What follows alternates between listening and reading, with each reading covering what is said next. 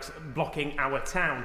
This is particularly difficult for businesses when they're going on for protracted periods of time and they already face Labour's job tax. So would the Leader of the House agree to look at a compensation scheme for businesses who are affected for periods of long times of roadworks?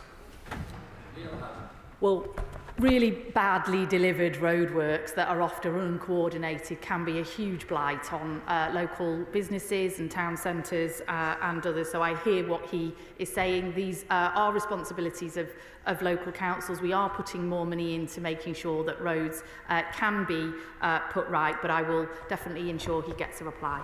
Laura Kirksmith.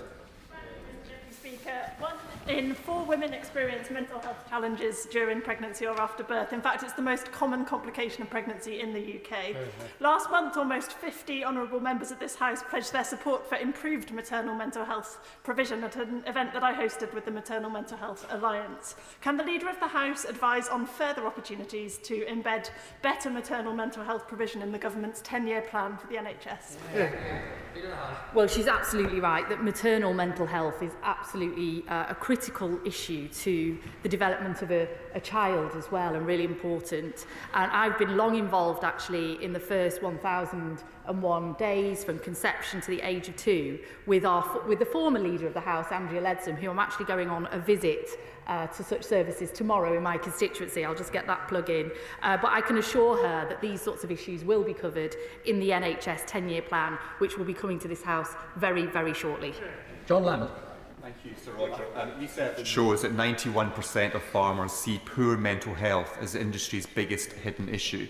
Last year, Kelso farmer Neil Stewart very sadly took his own life.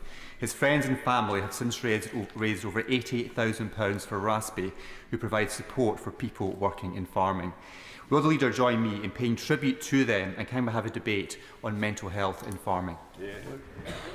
Well, I'm really sorry to hear that Neil Stewart took his own life and the impact that must have had on, and is still having, on his family and friends, and to hear of their extraordinary fundraising efforts as a result for RASPE is really heartwarming to hear. As we've just heard, the issues of mental health support, whether that's in rural communities, in young people, in other aspects, is a real priority for this government, and more will be announced shortly in the 10-year plan. Alison Taylor. Thank you, Sir Roger. On the 5th of July, Renfrewshire hosts the annual Sma Shot Day Parade as it celebrates the victory of weavers over their employers in the 19th century. For more than 30 years, Paisley Buddy, Mr Tony Lawler, has led the procession beating the Charleston drum. Would the Leader join me in congratulating Tony as he retires from the role, and would she agree with me that celebrating workers' rights is a worthwhile topic for future debate? Will absolutely join her in wishing everybody a Schmas Shot Day celebration and celebrating all that involves, and Tony Lawler on 30 fantastic years of service to this rich history and festival. And she's absolutely right. We, as a Labour government, celebrate advancing workers' rights and all the history involved in that. Ben Maguire. Thank you, Mr Deputy Speaker. Surfers Against Sewage have just published their 2025 water quality report, showing that more than 5 people every single day are falling ill after entering water at UK beaches, many of these requiring GP visits or hospitalisation, for chest infections to serious gastrobugs. Given the serious public health consequences of sewage pollution, will she agree to a debate in government time about the health and economic impacts of untreated sewage discharges? Well, water quality has been absolutely shocking in recent years, whether that's our rivers, our seas, our lakes around the country, and it has been of huge public concern as well, because as he rightly points out, there are a number of consequences of it.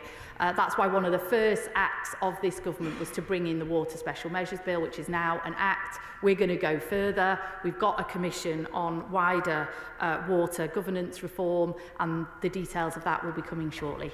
Frank McNally. very much, Mr Deputy Speaker. At a time when the Government is reducing NHS waiting lists across England, they continue to rise in Scotland.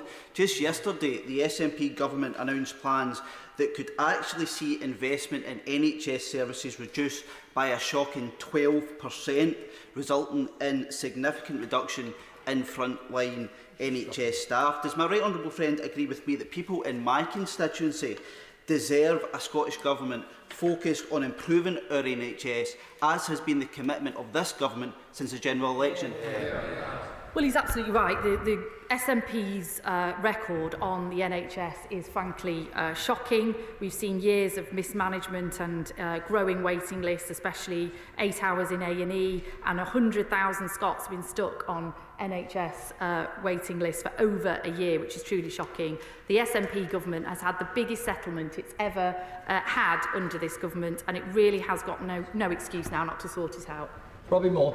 Thank you, Sir Roger. Earlier this month, Family Business UK confirmed what was obvious to many on this side of the House, but not, as it seems, the government benches, that the government's changes to business property relief will cost the country over 200 job losses and nearly 15 billion in loss to the UK economy. And that includes, Sir Roger, 250 jobs in my constituency of Keighley and Ilkley and over £60 million lost to the local economy in West Yorkshire. So can I ask the Leader of the House, can we have an urgent debate on the catastrophic consequences that the government's changes to IHT, be it APR or BPR, is having on many of our family businesses coming forward from April 26? Well, look, I know this is an issue of concern as somebody who also represents many family businesses. But I have to say to the honourable gentleman, we had to take a number of difficult decisions in our budget to ensure that we had the money going into our National Health Service to reduce those waiting lists, into our skills sector and our education and elsewhere. And that meant looking at those with the broadest shoulders, particularly on issues like inheritance tax, so that we could restore our public services to what they need to be. Sonia Kumar. Thank you, Mr Deputy Speaker. Will the Leader of the House join me in congratulating the Black Country Living Museum in my constituency, which has been recently been named the best large visitor attraction in the country by Visit England? The museum brings to life the Black Country's rich heritage through its reconstruction of shops, houses and industrial areas, telling the story of the revolutionary period of our history. We should also make time for a debate in government time in supporting and looking at world-class visitor attractions that contribute so much to our local economies and national.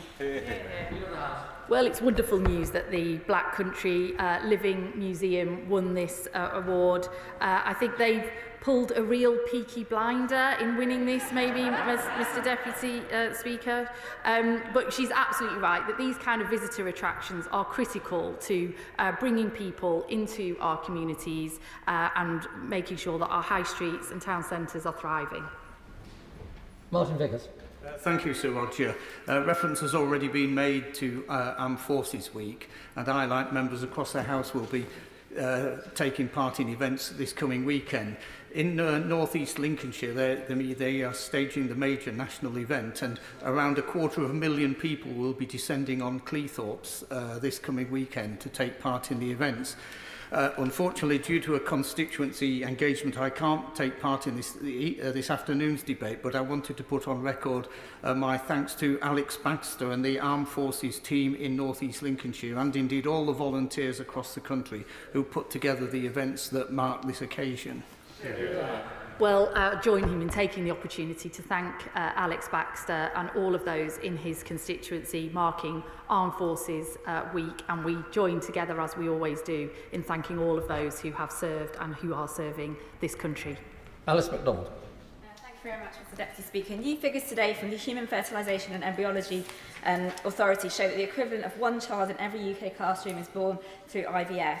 Yet funding for IVF is a postcode lottery and there is not enough support in the workplace, as Fertility Matters at Work highlighted in Parliament yesterday. So can we have a debate in government time on this, and can the Leader of the House advise on how we can make it cross-government, because it's across departments that we need action?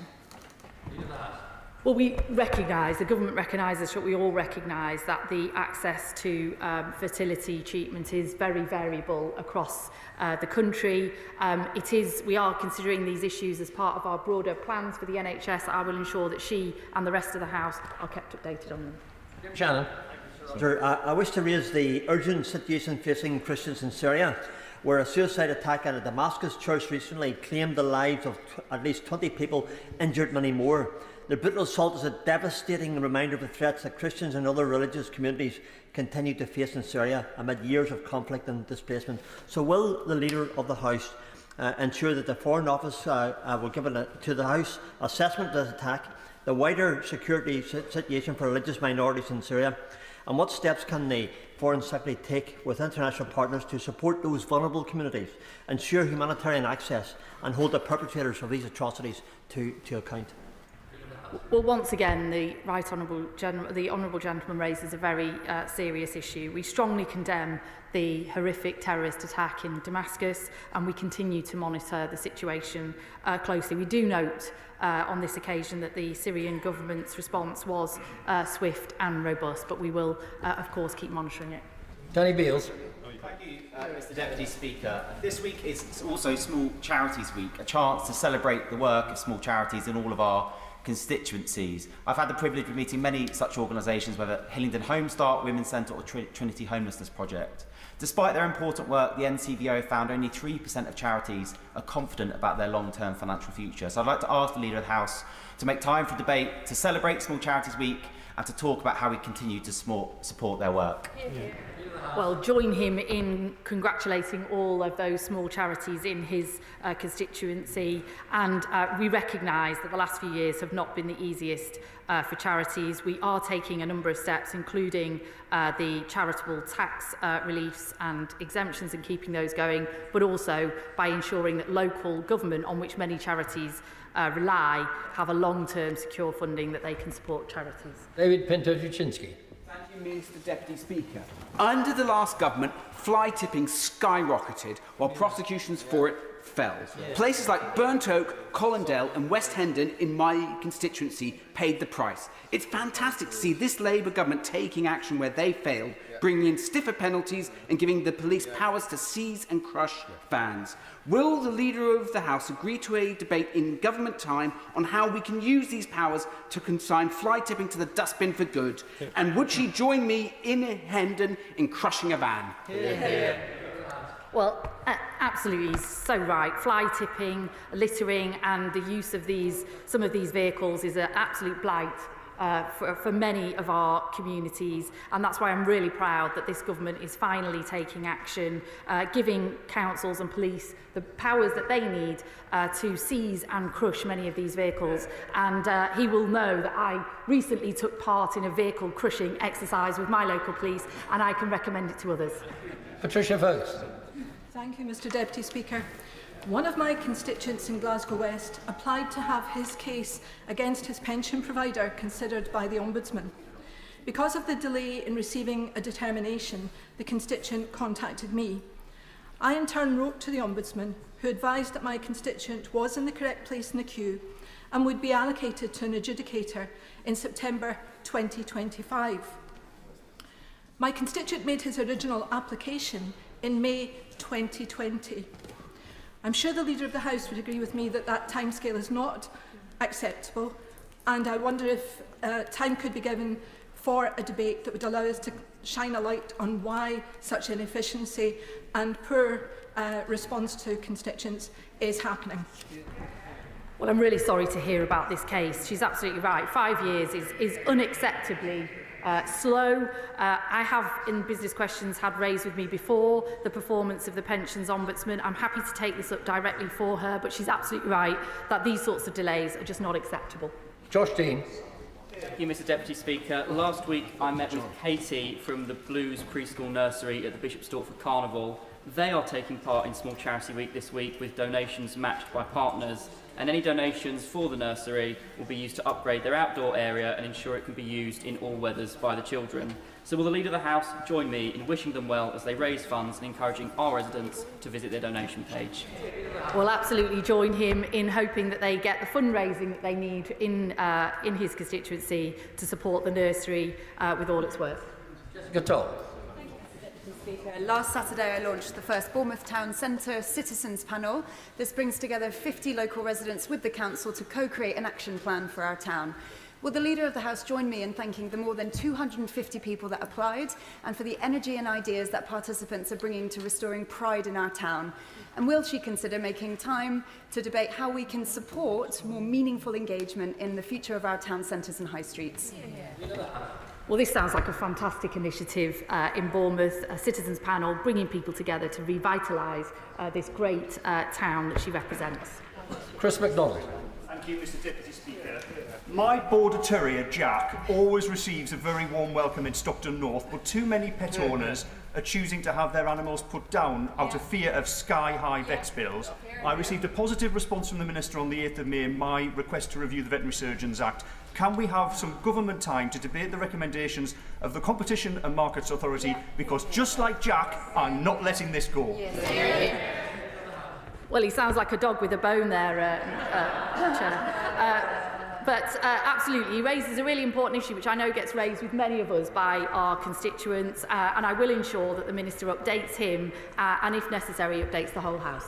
Emma Foodie. Thank you, Mr Deputy Speaker. This government has secured record investment in the NHS, which for local people across my constituency means more appointments, earlier diagnosis and the ability to deliver efficient, high-quality care.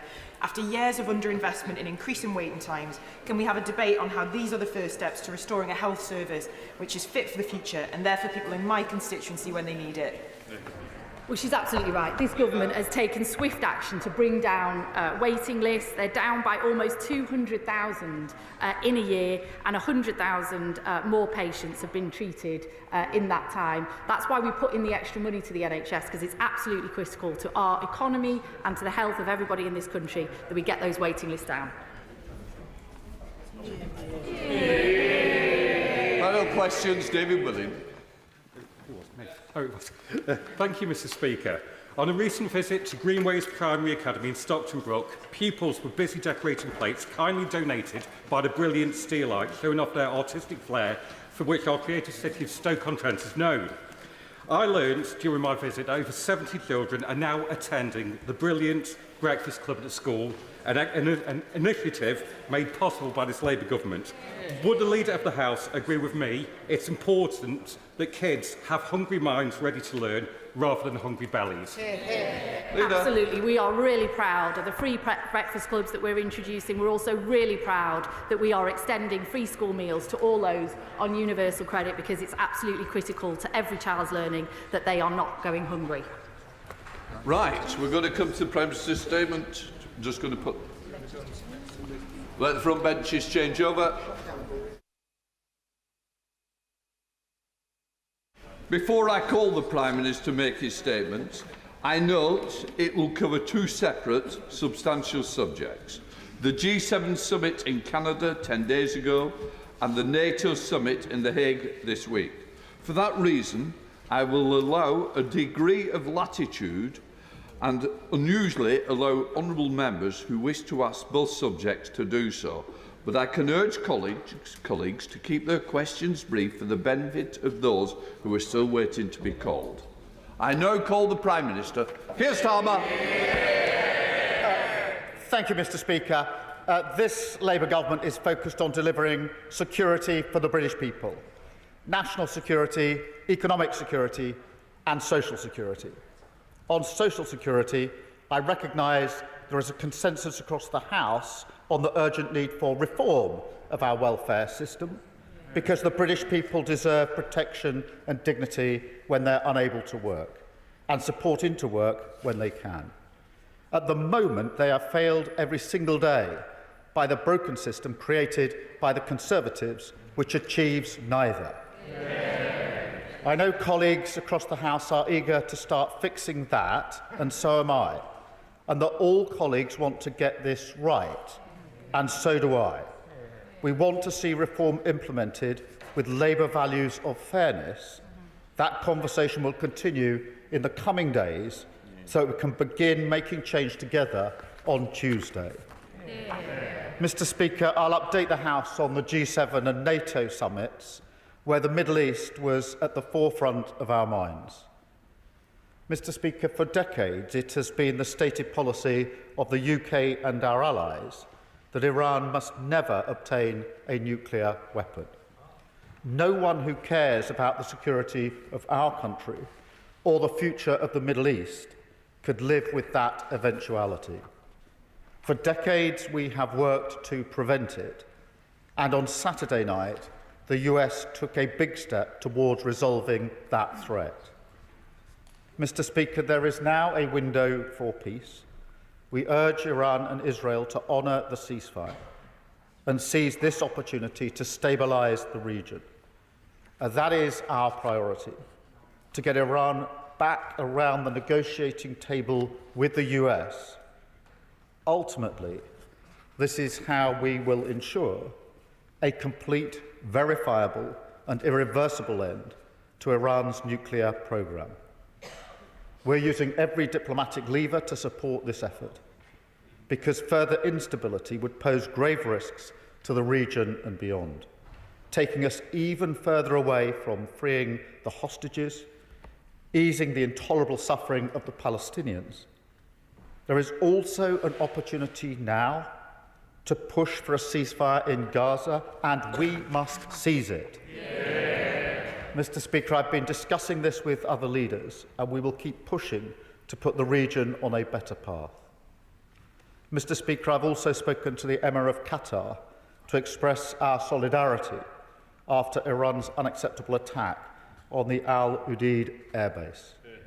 We took the necessary action to protect British military personnel ahead of that attack, and we will continue to support all our citizens in the region. Mr. Speaker, this crisis has punctured once again the mistaken idea that domestic and foreign policy concerns are separate, that action in one area is at the expense of the other. The truth is, now more than ever, that international problems rebound on us at home, impacting our security and our economy. Our national security strategy is clear. In this era of radical uncertainty, faced with growing conflicts, state threats, illegal migration, organised crime and terrorism, the only way to respond to these issues is by being strong both at home and on the world stage, by pursuing a foreign policy that answers directly to the concerns of working people. And that is the approach I took to NATO and to the G7. Mr. Speaker, NATO is the most successful military alliance the world has ever known, the cornerstone of our defence for over 75 years. But our duty is not merely to reflect on that success. We must equip the alliance for the future. I've long argued that this is the moment for Europe to make a fundamental shift in posture. That's what the UK has done, delivering the biggest sustained increase in defence spending since the Cold War, and setting out a landmark shift in our defence and deterrence in the Strategic Defence Review.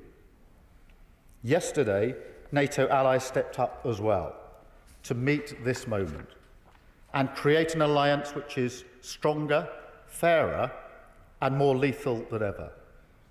Together we signed a new defence investment pledge of 5% of GDP by 2035, including, for the first time, wider issues of homeland security and national resilience, like protecting our cybersecurity and our energy networks.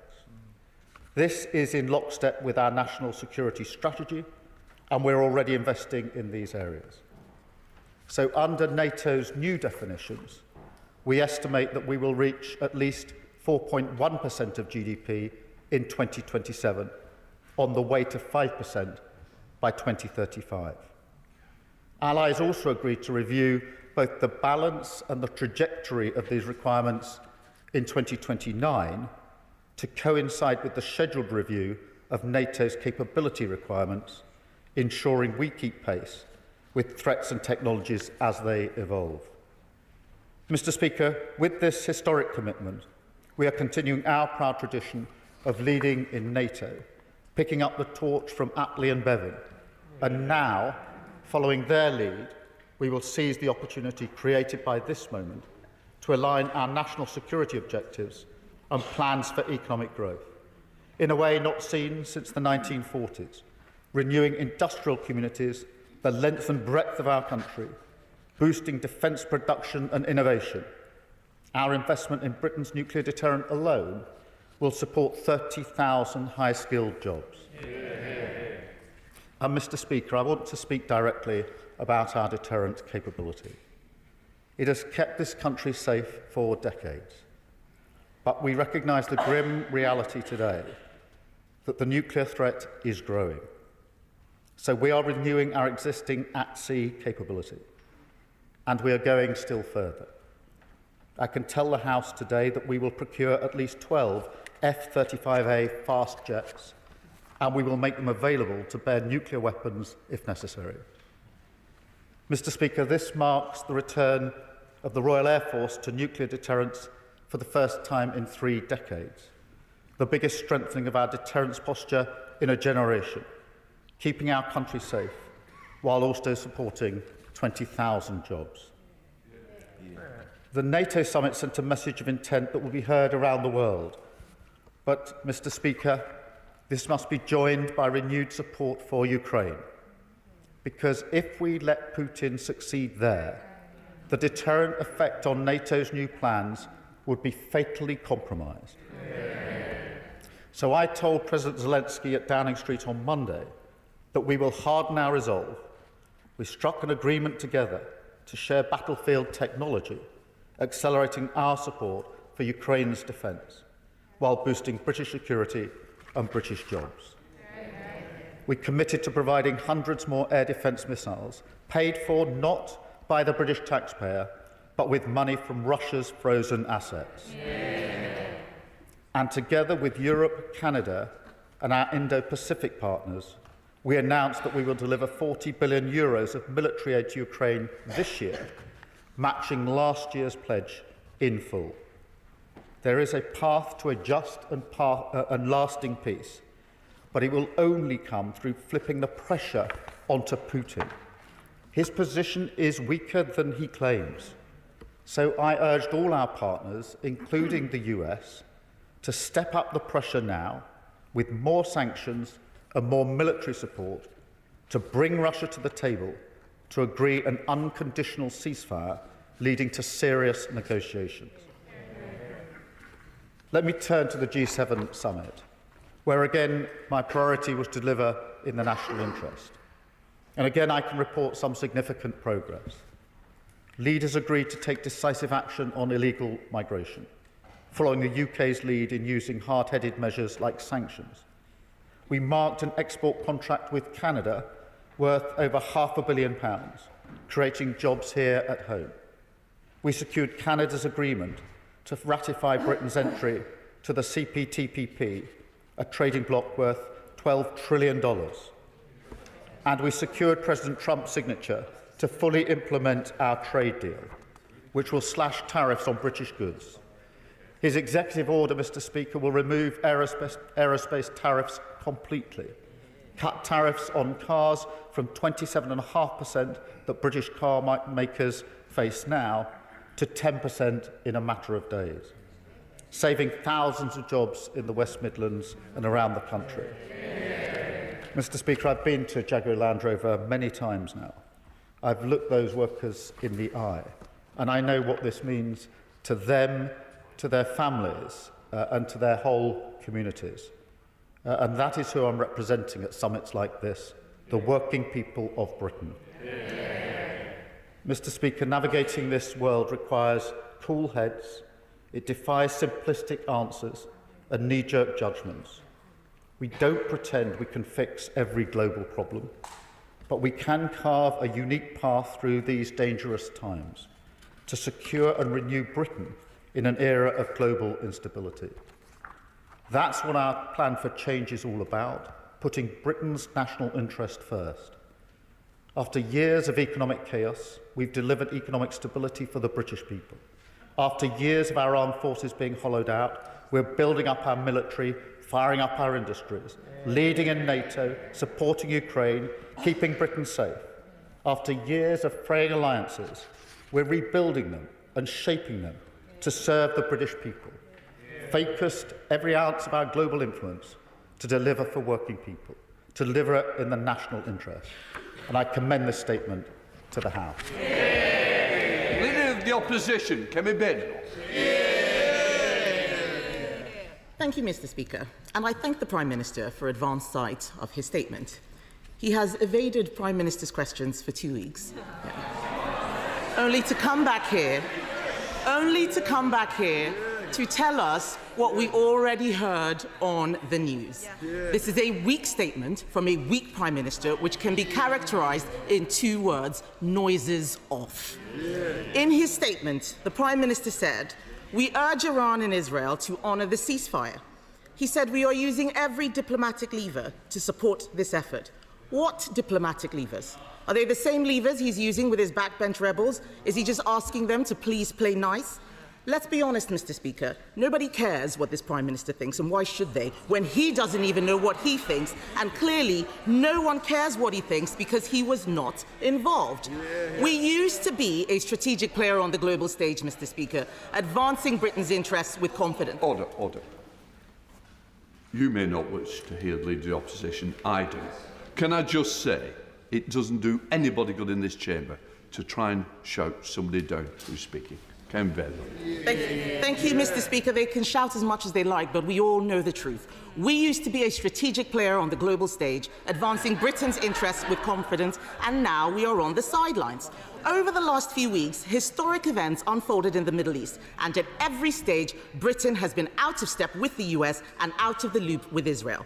Last week, the Prime Minister came back from the G7, insisting that there was nothing that President Trump said that would indicate he was about to get involved in this conflict.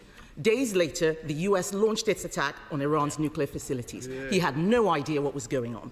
The week before, Israel launched an attack on Iran, and it became apparent that the UK was not even informed about the attack in advance, despite us having been involved in previous preventative action. How is this standing up on the world stage? On Tuesday, the Foreign Secretary, a lawyer, repeatedly could not say whether the US strikes against Iran's nuclear facilities were legal. This is a government that doesn't know what it's doing. Let me make the Conservative position clear, Mr. Speaker.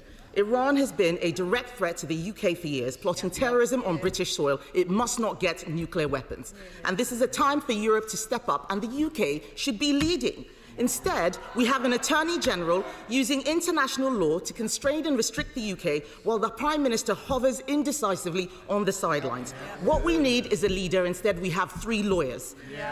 Last week, I wrote to the Prime Minister about how this conflict has underscored the folly of the government's £30 billion Chagos surrender deal.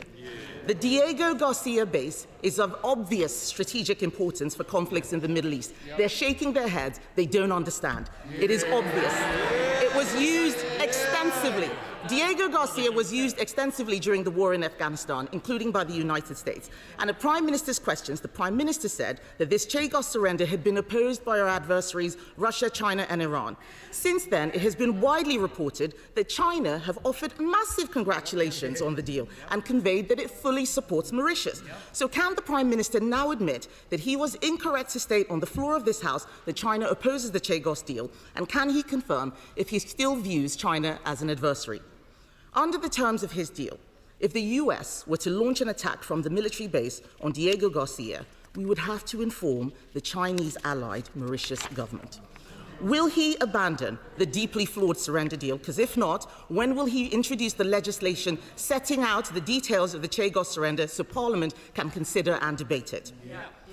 We welcome the announcement that the UK will be buying F-35A fighter jets, and I'm pleased that the Labour Party has now moved on from its previous position where it did not support NATO and advocated against the nuclear deterrent. They pretend that it never happened. We have the receipts. Conservatives are proud of exceeding the NATO baseline of 2% of GDP on defence, and we led NATO in getting there. But the government's aspiration to get spending on national security to 5% is just hope. The reality is Labour does not have a plan to get to 3%. It is all smoke and mirrors. And we do not know what the government will spend this extra 1.5% component on. So can the Prime Minister confirm whether this is money that we are already spending or whether there will be any new money? Because so long as this plan remains unfunded, these are just words. Instead of using smoke and mirrors to inflate defence spending, Labour should heed our call to hit 3% by the end of this Parliament with a fully funded plan to get there. You look at the money they claim they're going to save with their welfare bill. 5 billion is nowhere near the tens, if not hundreds of billions that we're going to need to find to meet this defence spending target. And this is the problem, Mr. Speaker. It is one thing to talk about spending money on planes and infrastructure, making announcements about reviews, but it is another to be clear where the money comes from and how it will be spent efficiently to secure the defence of our nation. They can mutter all they like. We all know that they are terrified of doing anything that is even remotely difficult. Mr. Speaker, it is crucial that there is a clear, united front in full support of Ukraine which secures peace on their terms. The stakes could not be higher. We need the government to be leveraging British influence in every way it can for Ukraine. So can he tell us whether he pushed for clearer language in the NATO communique about Russia being the aggressor in this conflict? And can he update us on the UK's current position on Ukraine's accession to NATO, given the absence of detail in this year's communique? We must ensure our leading role continues, but this requires strong leadership and an ability to influence. Mr. Speaker, in conclusion, the Prime Minister may have finally returned to this House after a fortnight away, but in truth, he is all at sea. Irrelevant on the world stage, impotent in the face of rising illegal immigration, and now with 126 of his own MPs all openly undermining his authority, his government is incapable of making even the smallest changes to bring down the cost of our ever-expanding welfare bill. There is no way they're going to be able to pay for our defence. This is a government that is paralysed by its own legal advice, paralysed by its rebellious backbenchers, and paralysed by the fear of being found out for having no real vision for this country. Prime Minister. Can I say to those who were late in, please don't stand. Prime Minister. Mr. Speaker, we live in more volatile times than many of us can remember, with conflicts in many parts of the world that are evolving in a very fast and dangerous way. There's never been a more important time to work with our allies and to be absolutely serious in our response. That response was unserious. Unserious. To suggest at a time like this that the Prime Minister attending the G7 summit and the NATO summit is avoiding PMQs is unserious. What happened at NATO yesterday was historic. It was very important at a time like this that NATO showed unity and strength with a commitment to the future, not just to the past. That took a huge amount of work with our allies over the last few days and weeks. We have been centrally involved in that, crafting the final outcome, and we were recognised as having done so. I'm proud that we helped put that summit into the right place yesterday, and the world emerged safer as a result. And that was the unanimous view of 32 allies leaving NATO yesterday. For the leader of the opposition to belittle it just shows how irrelevant she and the party opposite are becoming. They used to once be serious about these issues. They used to be capable of cross-party consensus, and all of that is slipping away. We have led on Ukraine, 3 trade deals, and she talks about the prospect of US attack. She must have overlooked the fact that on Tuesday, when I returned from the G7, the first thing I did was go straight into a COBRA meeting to plan for all contingencies, including a possible US attack on Iran. And I'll tell her why I did that, although we did offer a Privy Council briefing, so she knows this.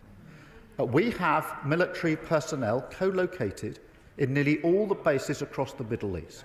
And therefore, I was extremely concerned to ensure that immediately on my return, I took every step to ensure I had the highest level of assuredness that we had the preparations in place to keep our people and our assets safe should the need arise. So far from being blindsided, we were planning through last week. We were talking to the Americans. We were put on notice about everything that they did. She simply doesn't understand the nature of the relationship at that level.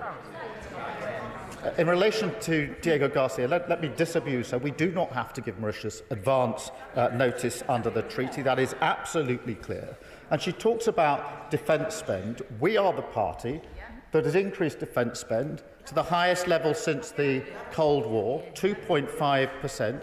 They talked about it. We did it. And Mr. Speaker, she says we don't know where the money is coming from. She was pressed on this in an interview not so long ago, and this was her quote. She said this, Mr. Speaker, we talked about getting to 3% by 2030, and we couldn't make the numbers work, she said. And then she goes on, we need to find a way to make the numbers work. I was intrigued by this interview. I thought she was about to lay it out. Then she goes, quote, this sort of thing requires real thinking. And then she said, let's start looking at what we can do. It's about setting up task forces. Mr. Speaker, that's how unserious they are. She asked about the Ukraine communique. As she will know if she'd actually studied this, the way that NATO works is an iterative process. And therefore, the position on Ukraine has not changed for NATO, and it's not changed under this government. On the contrary, we're recognised as leading on Ukraine, the closest ally of Ukraine, working with them the whole time. That is something I'm proud of. I think it's something the House is proud of, because we have been doing this on a cross-party basis across the House, and the sooner we get back to that, rather than the unserious response of the Leader of the Opposition, the better. Chair of the Foreign Affairs Select Committee, Dame Emily Thornbury. Thank you very much, Mr. Speaker. In the year since the election of this Labour government, Britain is back as a force for good on the world stage. Yeah. Following the outbreak in the Middle East of conflict in the Middle East last week, I was proud to see the Prime Minister lead calls for calm, cool heads and de-escalation. Yeah. And in its aftermath, we must take seriously the renewed defence commitments that the Prime Minister has made at NATO. But we must also proudly wield the soft convening and convincing power that the UK has in spades. And that is soft power, which has historically been the key to successful diplomatic efforts in Iran, securing the JCPOA, and in the wider Middle East and around the world. Could the Prime Minister confirm what the Foreign Affairs Select Committee has learnt from our conversations with our European allies? It is quite clear that Britain is also quietly and effectively stepping up to lead the fight against Russian disinformation and cyber warfare, and the investment that we will be putting in it will be well spent. Well, I thank her for her question. She's absolutely right. The need to de-escalate was the central focus into the weekend and out of the weekend, and I'm very pleased that we've reached a ceasefire in relation to the conflict in Iran, and we absolutely need that to hold. She's absolutely right about soft convening power of the United Kingdom. It is an incredible asset that we have, and yes, we are, and I can confirm for her, working with others in relation to Russian disinformation and cyber attacks, which, as the House knows, are a regular occurrence. Leader of the Liberal Democrats, Sir Ed Davey. Thank you, Mr. Speaker, and can I thank the Prime Minister for early sight of his statement. Can I say that Liberal Democrats agree that it would have been wrong to leave an empty chair in front of the Union Jack at the table for the G7 and NATO, and that it's astonishing, and I share his surprise, that it's now Conservative policy not to attend the G7 and NATO. Mr. Speaker, I'm glad the Prime Minister signalled retreat on his welfare plans and hope that he will now listen to everyone and not just his backbenchers. On the G7, despite the progress that he outlined, it remains extremely damaging to the world economy that the United States and Donald Trump continues their policy of protectionism. And I wonder if he could update the House, if he had discussions with other G7, indeed NATO colleagues, about how we could persuade President Trump to resign from protectionism. On NATO, the Prime Minister is right that Putin's imperial ambitions present a once-in-a-generation threat to our security. Last week I travelled to Estonia to meet British troops and Estonian leaders, including Prime Minister Mikal. Estonians have not forgotten the repression enforced by Russian tanks, nor the murder of 4 former Prime Ministers at the hands of the Kremlin. They are under no illusions about the threat posed by Putin, and we must not be either. Yeah. So I welcome his commitment to NATO's new spending target. In the face of Russia's war machine, the British Army remains an essential guarantor of our country's security and that of our allies. And meeting with our incredible troops stationed in Estonia, I was inspired by their skill and professionalism. We need to get more brilliant people like them into the military. So will the Prime Minister consider Liberal Democrat proposals to move more quickly to reverse the Conservatives' cuts to the army and back our new £10,000 bonus for recruits? It's vital we take such measures as Putin continues his barbarism in Ukraine. Mr. Speaker, our commitment to Ukraine's defence must be increased, not reduced. So in addition to the actions he outlined, can the Prime Minister confirm whether he has held more discussions with partners on not just using the interest from the Russian assets, but seizing the frozen Russian assets, so we can bolster our support for Ukraine and pay for a faster increase in defence spending?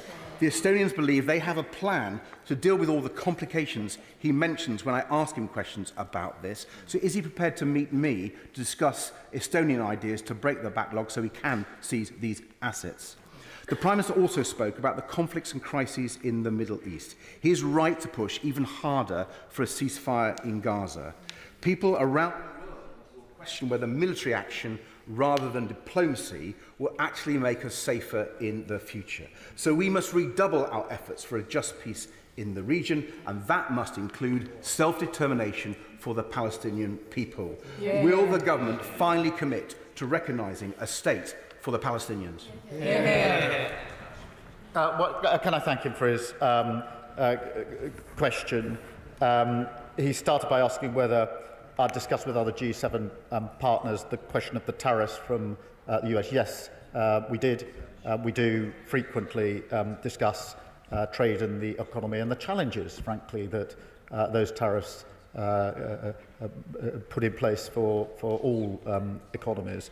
And that is the sort of coordination and discussion that goes on all of the time and will continue to do so.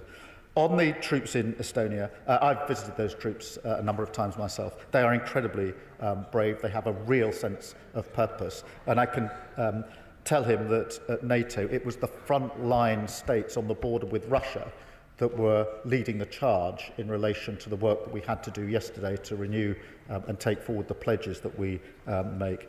He asked about reversing the cuts to the army. We will begin the work reversing those cuts. When the party opposite came into government, there were 100,000 in our army. When they left, there were 70,000. I think that's what Ben Wallace meant when he said they'd hollowed out our armed forces. On the question of the assets, and whether they themselves can be seized rather than just using the interest. I have been discussing that with colleagues, as he would expect. It is complicated, as he knows, and there isn't one view, frankly, on this issue amongst colleagues and allies. I'm very happy to see the proposals that he's received from Estonia, I believe, or any others. But it remains complicated. And I have to say, allies are in different places on this, but we will continue to discuss it. On a ceasefire in Gaza and recognition, I think it's very important, and we have been pressing the case, particularly in recent days quite urgently and in close collaboration with our colleagues, the E3, Germany, France and the UK, working very closely together at the moment to say this is the moment to press on from Iran to a ceasefire in Gaza. And I mean that that should happen in days. Not weeks or months. I do think there's a window of opportunity here. I hope that it happens. I can't predict that it will. But I do think that all of us should do all we can to ensure that, along with the ceasefire in Iran, we push to that ceasefire in Gaza. And on the question of recognition, it's long been our party's policy, this government's policy, to recognise Palestine at the right time in the process to bring about the peace. Because I think without a two-state solution, there is little prospect of lasting peace in the region. That remains our policy. Thank you.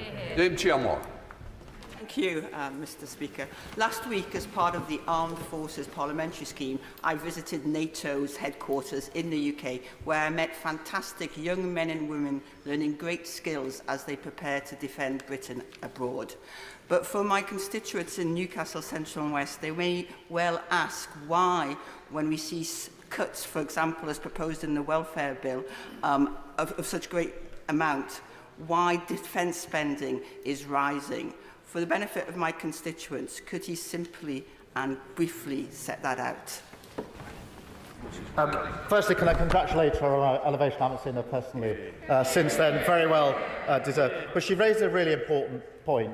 It is right that we recognise that the first duty of the Prime Minister is to keep the country safe and secure in a volatile world. And that is a duty that I take extremely seriously. We do live in a volatile world. And it's not just something which happens overseas and has no impact on us, because what has happened in the Ukraine conflict has already had an impact on her constituents in relation to their energy bills, in relation to the cost of living and so much else.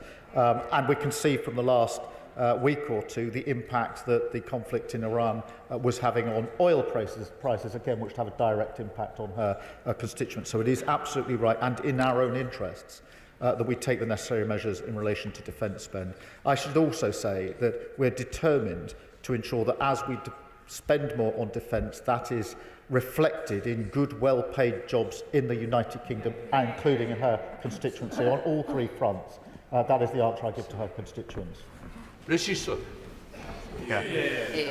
The Iranian regime has long presented a threat to the United Kingdom. As the Prime Minister and I have both experienced, our security services have foiled almost 20 Iranian-backed plots here at home. The prospect of a regime like this having nuclear weapons is unacceptable, and so I welcome the US and Israeli action. Does the Prime Minister agree with me that we and our European allies should now trigger snapback sanctions unless Tehran admits the IAEA and allows them to fully verify that all efforts to enrich enhanced uranium have ceased? Absolutely.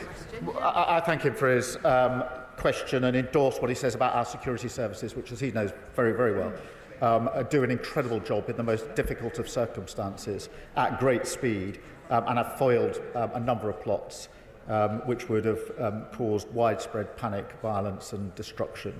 On snapback, thank him for raising this. That is a consideration that we are discussing with our allies. I do think that it has to be part of the pressure that we apply. Exactly when and how snapback is applied will obviously be a question of discussion, but he's absolutely right to say that is the very discussion we should be having at the moment. I thank him.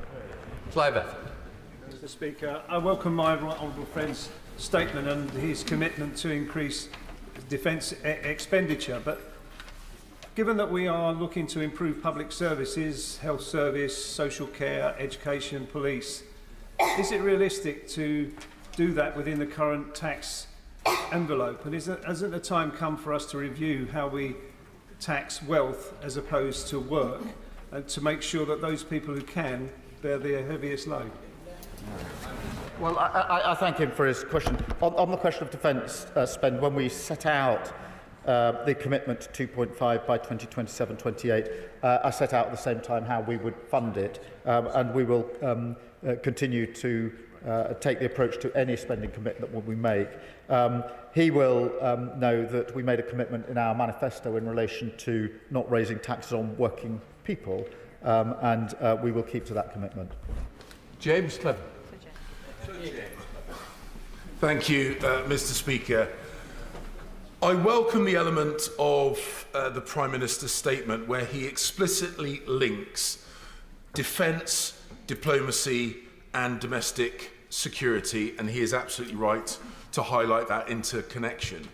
Therefore, will he revisit the spending review which sees 4.5% and 5% real terms reductions in Home Office and FCDO budgets to make sure they can actually do their jobs within that interconnected system? And in order to pay for that, will he ensure his Chancellor removes the job destroying taxes on employment, reduces the tax burden which is seeing entrepreneurs and wealth creators leave the country in their droves? And will he show real leadership and ensure his backbenchers do not prevent his front bench from reducing the cost of our welfare bill so we can pay for these incredibly important governmental functions? Well, I thank him. On the question of the Home Office responsibility in relation to domestic security, he's absolutely right, and that's why it's important under the new definition of NATO that resilience at home is now included, because cyber attacks are commonplace. Attacks on energy has been weaponised, and there are many counter-terrorism operations that have to be carried out in relation to state threats. We were very careful in the spending review to make sure there was adequate money on all of those threats, and I went through that myself, so I can give him that assurance. In relation to the money coming in and out of the country, he'll no doubt want to celebrate. We've had record investment under this Labour government in the last 12 months, £120 billion, including the single biggest, which was £40 billion 2 days ago from Amazon, the single biggest investment, a sign of confidence in this government, be measured in many jobs across the country. Well, thank you, Mr. Speaker. Rochdale has been a proud home for Ukrainians ever since they were forced to flee Soviet starvation, murder and oppression in the 1930s and 40s. And so many in my constituency will warmly welcome the decision to send 350 advanced air missiles to Ukraine, built in Britain and paid for by the interest on those seized Russian assets. So does he agree that Russia, not Ukraine, should pay the price for Putin's barbaric war? Yes, I do, and I think it's very important that we emphasise when we do send these missiles to Ukraine that, one, we're supporting Ukraine as we have done throughout, but secondly, that is not paid for by the British taxpayer, but is paid for on the interest of Russian assets that have been frozen. Helen Maguire. Thank you, Mr. Speaker. Does the Prime Minister agree with me that in the context of the threat posed by Putin, we must be providing more guidance and support to Britons to prepare them for the possibility of a future conflict, and that this should involve a national resilience campaign? Well, I do think we need to focus on resilience, and in a sense, the shift to 5% is a reflection that national resilience is becoming ever more central in relation to our own national defence, particularly on cyber, where there are frequent attacks from other states. On energy, we've seen from the Ukraine conflict that energy has been weaponised, and in relation to counter-terrorism with state-backed actions in this country, many of which have been thwarted. But she's absolutely right, we need to do more on resilience. Dr. Zuba Ahmed. Speaker, while the Prime Minister was in his rightful place at the NATO summit this week, I was in my constituency of Glasgow South West for the opening of the Janet Harvey Hall, a £250 million installation that will turbocharge shipbuilding in this country and put it in the service of our defence sector. The Prime Minister knows government shipbuilding very well. We on this side of the House recognise that the defence of our country is now inextricably linked with the growth of our economy and investment in our public services. But this view is not universally shared. So can I ask the Prime Minister to urge the SNP government to back our defence sector as we back our defence sector for the sake of jobs and prosperity in Glasgow South West and further beyond? Well, I do urge the SNP to back our defence spend and the jobs that it brings with it, but also our defence stance, because I think, as I understand their position, it's against the single most effective capability we have, which is our nuclear deterrent at a time of the greatest volatility we've seen for decades. That is simply wrong in principle, and I urge them to change it. Harriet Baldwin. Thank you very much, Mr. Speaker. And at the NATO summit, was the Prime Minister able to add his voice to the congratulations and thanks that NATO Secretary-General paid to President Trump for the successful military strike on Iran's nuclear programme? We've long argued that Iran should not be capable of having a nuclear weapon, and what happened on Saturday night was a big step to alleviating that threat.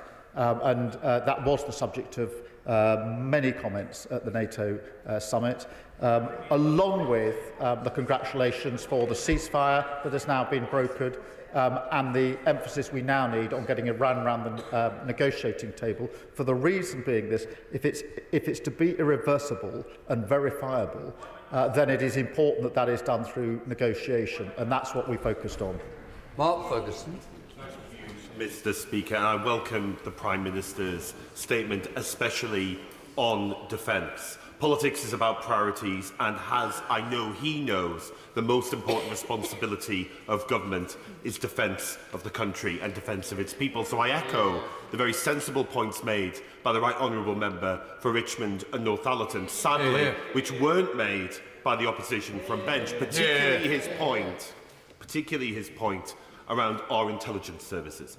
Our intelligence services are the finest in the world. There are those who we will never know and we will never see, who have kept this place safe, our democracy safe, and our communities safe. So will he assure me that as we seek to invest more in defence, there is a particular focus on supporting our intelligence services? Well, he makes a good point. Our intelligence service do an incredible job, and I pay tribute to them. As he will know, from now on, where the intelligence services are contributing to our national defence, that will be included in our defence spend. Not included in 2.5%, that was core defence as always understood, but then to be added to it, which what takes it to 2.6% in 2027-2028. Stephen Flynn. Mr. Speaker, it won't have escaped anyone's notice that whilst the Prime Minister was rightfully away at the G7 and NATO summits, he made tens of billions of pounds of unfunded spending commitments. Yet next week he expects members of Parliament to vote with him to remove money from disabled people who need help to go to the toilet. How can he justify making a moral argument for security abroad whilst removing security from disabled people at home? Well, as he will know, when we announced the 2.5% increase in defence spending, we made it very clear where that money was coming from, and it was not coming from welfare spend, as he very well knows.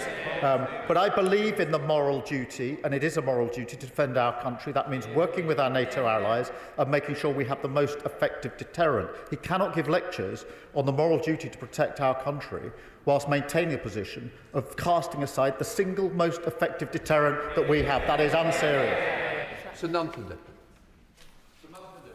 Thank you, Mr. Speaker.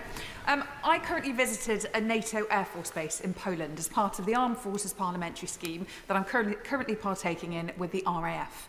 I saw firsthand the importance of working closely with our NATO allies to defend our nation and keep us secure, as we witnessed firsthand a scramble to the skies to ward off Russian fighter jets. Can the Prime Minister confirm that he is prioritising the well-being of our armed forces personnel, both at home and abroad, so that they can continue to keep us and our allies safe? Well, I thank her for that. It is, of course, Armed Forces Week, and amongst other things, we have given the Armed Forces the single biggest pay increase in many, many years, and made a strong commitment to other aspects, including their accommodation, because it's important that we recognise and reflect what they do for our country, and it's very important that we ensure that we have and are able to retain the brilliance in our armed forces. Sir Bernard. Thank you, Mr. Speaker. Can I very much welcome NATO's commitment to 3.5% core defence spending and 5% on a broader definition by 2035 for all NATO member states. But the Prime Minister and the government have only published spending figures up until 2030. Isn't it now incumbent upon the government, and when will the government now publish public spending plans for 2030 to 2035 to show how the 3.5% of core defence spending is going to be met by the government? Otherwise it's just an unfunded promise. Well, as you will know, when we presented the Strategic Defence Review, we had already set out the path to 2.5 and the ambition to 3%. I think it's right that NATO has now or all NATO allies have agreed the 5% for 2035. That is, of course, subject to review in 2029, both as trajectory and balance. And the reason for that, as he will understand, is that NATO itself is reviewing its capabilities in 2029, and therefore that review will coincide with that review of its own capabilities. Richard Buss. Thank you, Mr. Speaker. Diplomacy is the best way to prevent risk, to de-escalate risk, and also to ensure that we get long-term security. So could the Prime Minister tell the House what discussions took place about how to escalate the focus on diplomacy in the Middle East to resolve the situation in Gaza, because clearly the architecture is not delivering at pace, but also the forgotten war in Sudan? Well, I thank you for a question, and can I reassure you that not just at NATO and the G7, but actually on a daily basis we are having discussions with other leaders about the architecture, about the path, about how we can use diplomacy to get to a ceasefire in Gaza and to get to a much better place in Sudan, and thank her for raising Sudan, not raised often enough. We're doing that at speed. We're trying to bring as many allies with us as possible. I do think that if the Iran ceasefire holds, and I hope that it will, that does create the space for saying now is the time for that ceasefire in Gaza. Only the first step, of course, to the route first to recovery and then to a two-state solution. Sir Julian. After a worrying start, President Trump has now strengthened NATO both by extracting promises of more money and by the positive comments he made at the end of the summit. Has the Prime Minister had a chance to assess whether this means that his love affair with Vladimir Putin is beginning to cool? Well, look, firstly, I think it was really important that NATO was united in the way it was last night. And I don't just mean the comments of President Trump. I mean that the whole 32 on the same page on a really important moment for NATO. And he will understand how much hard work, guile and diplomacy went into ensuring that that was the outcome. But I think it was a real sigh of relief around the world that that was the position. In relation to Putin, look, we are urging that this is the moment to push further to get Putin to the table for an unconditional ceasefire. President Zelensky said for many weeks that he's prepared for those talks, and we did discuss that as allies, and I've discussed it many times with President Trump, as he would expect. Alan Gavin. Thank you very much, Mr. Speaker. Would the Prime Minister care to comment on what our adversaries will think when they hear the Leader of the Opposition mistakenly say we can't afford our defence commitments? Does such a fatuous response keep our country safe? No, it doesn't. It was frankly embarrassing to suggest I shouldn't have been at NATO or the G7. And I think her backbenchers recognise it. That's not the position traditionally of the Conservative Party. The sooner they get back to that position, the better. Sir Desmond Swain. Was there any discussion about the killing zones which currently constitute the provision of humanitarian aid in Gaza?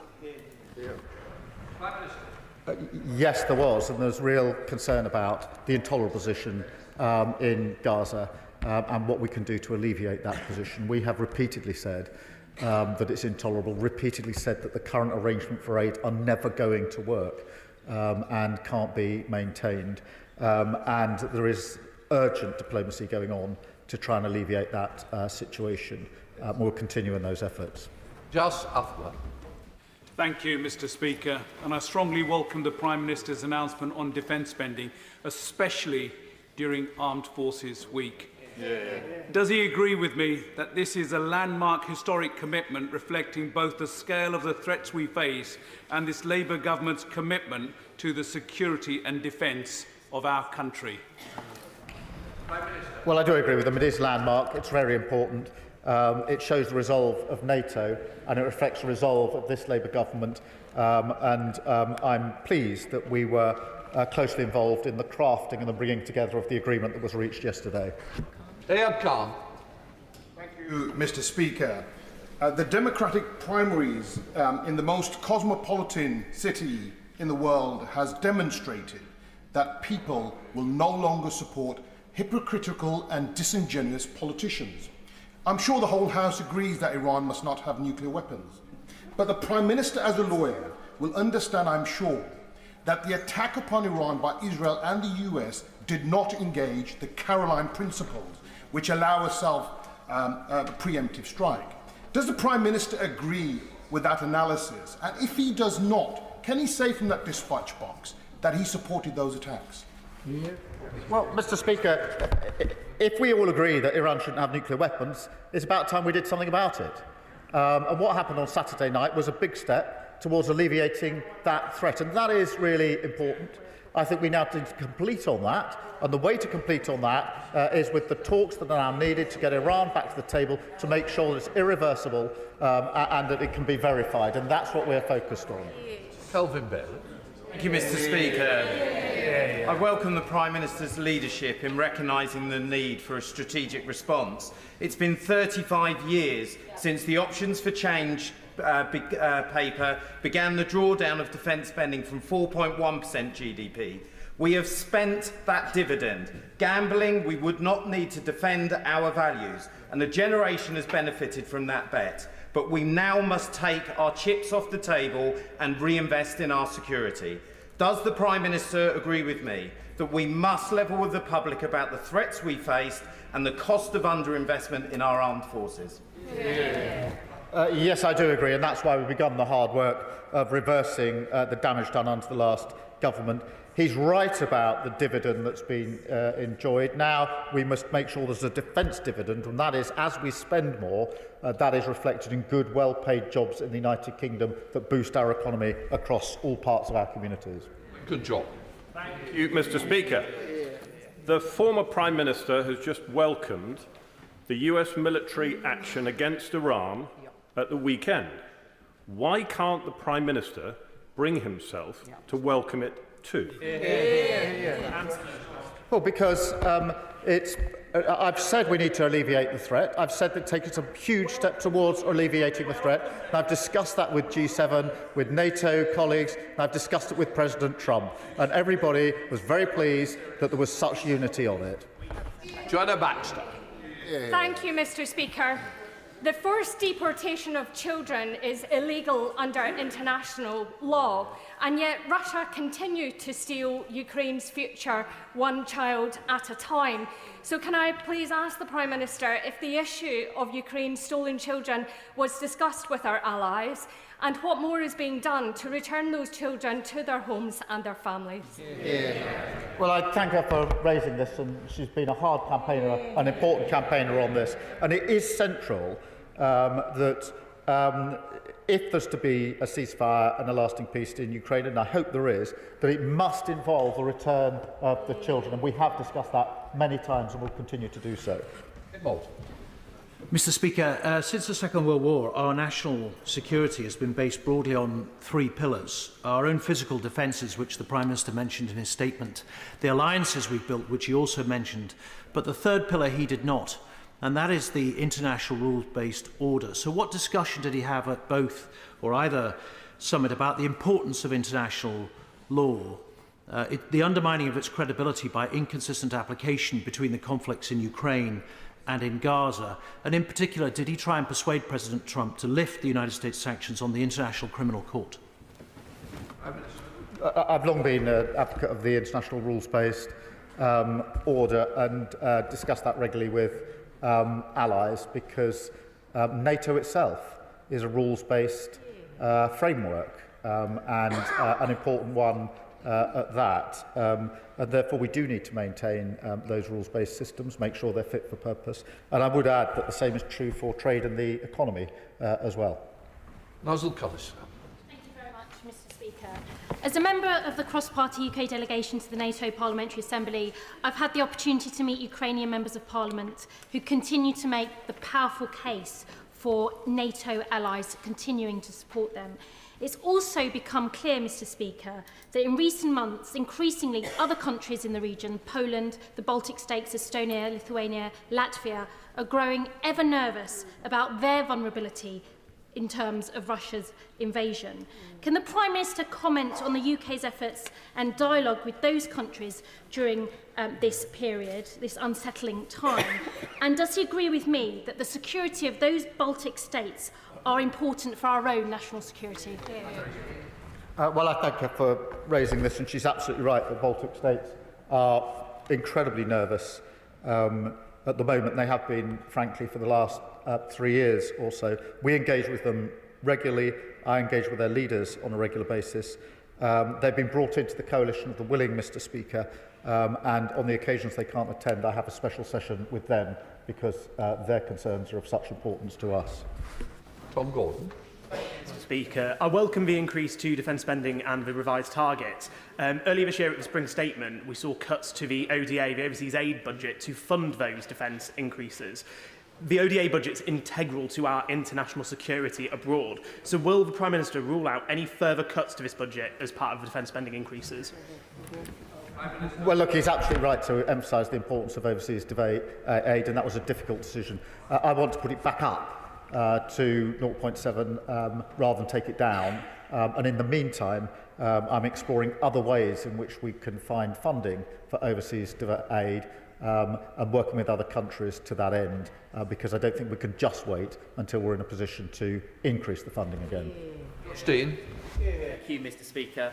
I welcome the Prime Minister's statement today and the leadership that he is showing on the world stage in really uncertain times, which, beyond the confines of this place, I know are genuinely welcome in my community in Hertford and Stortford.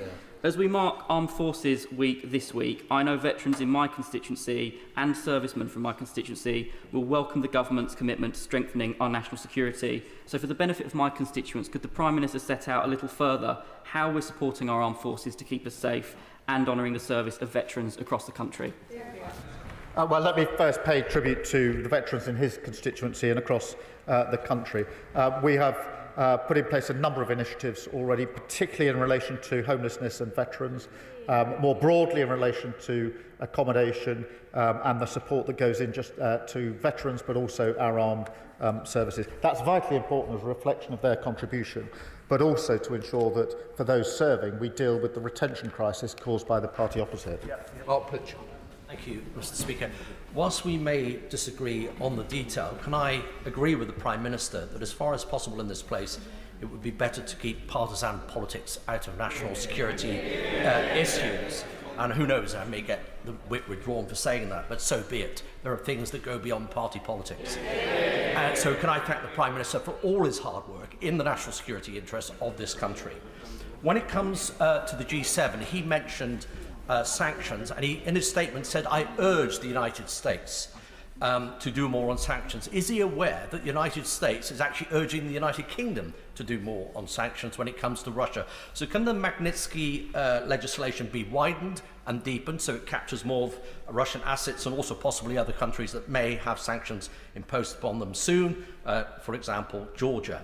On NATO, Joint Expeditionary Force, which was mentioned in the summit, he will know, having attended the Norway meeting some weeks ago, that the Ukraine is a JEF partnership nation. Could he tell the House if the UK supports Ukraine becoming a full member of the Joint Expeditionary Force, and if so, when that might happen? Well, I thank him for his questions, but they're all good questions, so I'll endeavour to answer each part of them. In relation to sanctions, which is being discussed intensely, as he will understand, there are two elements to that, really. The first is the immediate application of sanctions in relation to Russia, where we are attempting to make sure that we all act together, so the US, the UK and the EU together, and that is the focus of our discussions and what we're urging on the US. He will know there's a piece of legislation in the US which is ready to go and needs to be coordinated with what we're doing. On the longer term, I think we need to look always at whether there's more we can do within the framework on sanctions, and we can discuss that in this House. On the important point he makes about Ukraine and Jeff, we've been a leading advocate of Ukraine having a bigger role or having a role in Jeff, and Ukraine already has enhanced partnership with the JEF, and that's the first of its kind. That was at the last JEF meeting that we had in Norway just a few weeks and months ago, and we were one of the leading nations pushing for that greater involvement. We'll see over time whether that can be taken further, either with Jeff or with NATO, obviously, but it was an important first step. And not only a reflection for Ukraine, but also a message to Russia. Thank you to the Prime Minister for his leadership representing us around the world in the last 2 weeks, exactly where he should be. Does the Prime Minister want to remind the party opposite about the fact it was the Labour government which last spent 2.5% of GDP on defence? And can the Prime Minister set out how increasing our defence spending will keep our country safe and support high-quality manufacturing jobs in West Bromwich and the whole nation? Well, I'm happy to remind the House that we had 2.5% of GDP on defence spending under the last Labour government, and we'll have it under this Labour government. In 14 long years, they didn't do that. Mr. McNair. Thank you, Mr. Speaker. I welcome the increase in defence spending. So will the Prime Minister take this opportunity to explain where the money is coming from, particularly as his government continues to weaken our country's economy and when another expensive benefit U-turn on top of the winter fuel U-turn is on its way? Well, she must have missed the record investment in our country in the last 12 months, £120 billion, the 4 interest rate cuts and the fastest growth in the G7 in the first quarter of this country. And every time we've increased defence spending, as we did with the 2.5%, we've set out at the same time where that money is coming from. Mr. MacDonald. Thank you, Mr. Speaker. I found the Leader of the Opposition incredibly disappointing, so goodness knows what her own benches think. But while she's talking Britain down, can I commend the Prime Minister for the leadership he's shown this week? And could he say a little more about how businesses in the defence supply chain, particularly in the Teesside Defence and Innovation Cluster, can contribute to this national mission for defence and security? Well, I'm grateful for him for raising this question. There are 2 or 3 principles here. Firstly, as we increase defence spend, we need to see that reflected in good, well-paid jobs in constituencies across the country. Secondly, Mr. Speaker, there will obviously be the big sectors on defence who will benefit, but we've put together a hub for smaller supply chain businesses, which will be in pretty well every constituency, whether they're defence-specific or not, to ensure that they take advantage of the contracts and the extra spending on defence. And in that way, we can ensure that there's a dividend back in the United Kingdom for the extra spend that we're putting in place. David Reid. Thank you, Mr. Speaker. There's been some recent confusion from defence ministers surrounding the purchase of 12 F-35A nuclear-capable fast jets. So can the PM please inform the House when the proposed in-service date is for this important capability? Well, we made the commitment to the capability. We're obviously now talking to allies about precisely what the timetable will be for that, and I'll update the House. But the important thing is the commitment is there. He will know that this is a commitment to the NATO initiative, bringing us within that initiative, and therefore a lot of moving parts. But the commitment we've made is a very firm commitment, and I'll set out the timeline and progress on it in due course. Dr. Peter Priestley. Thank you, Mr. Speaker. So F-35A, hard power. BBC World Service, soft power. Would he agree with me that the World Service is a crucial element of our soft convening power? Yes, I've long been a supporter of the BBC World Service, and it chimes with the other questions I had about the soft power of this country. We have incredible soft power, incredible strength in our diplomacy, and that very often achieves results in a way that then makes it less necessary to use the hard power. Thank you, Mr. Speaker. There is scepticism in my Huntingdon constituency at how the increase in defence spending might create good local jobs there.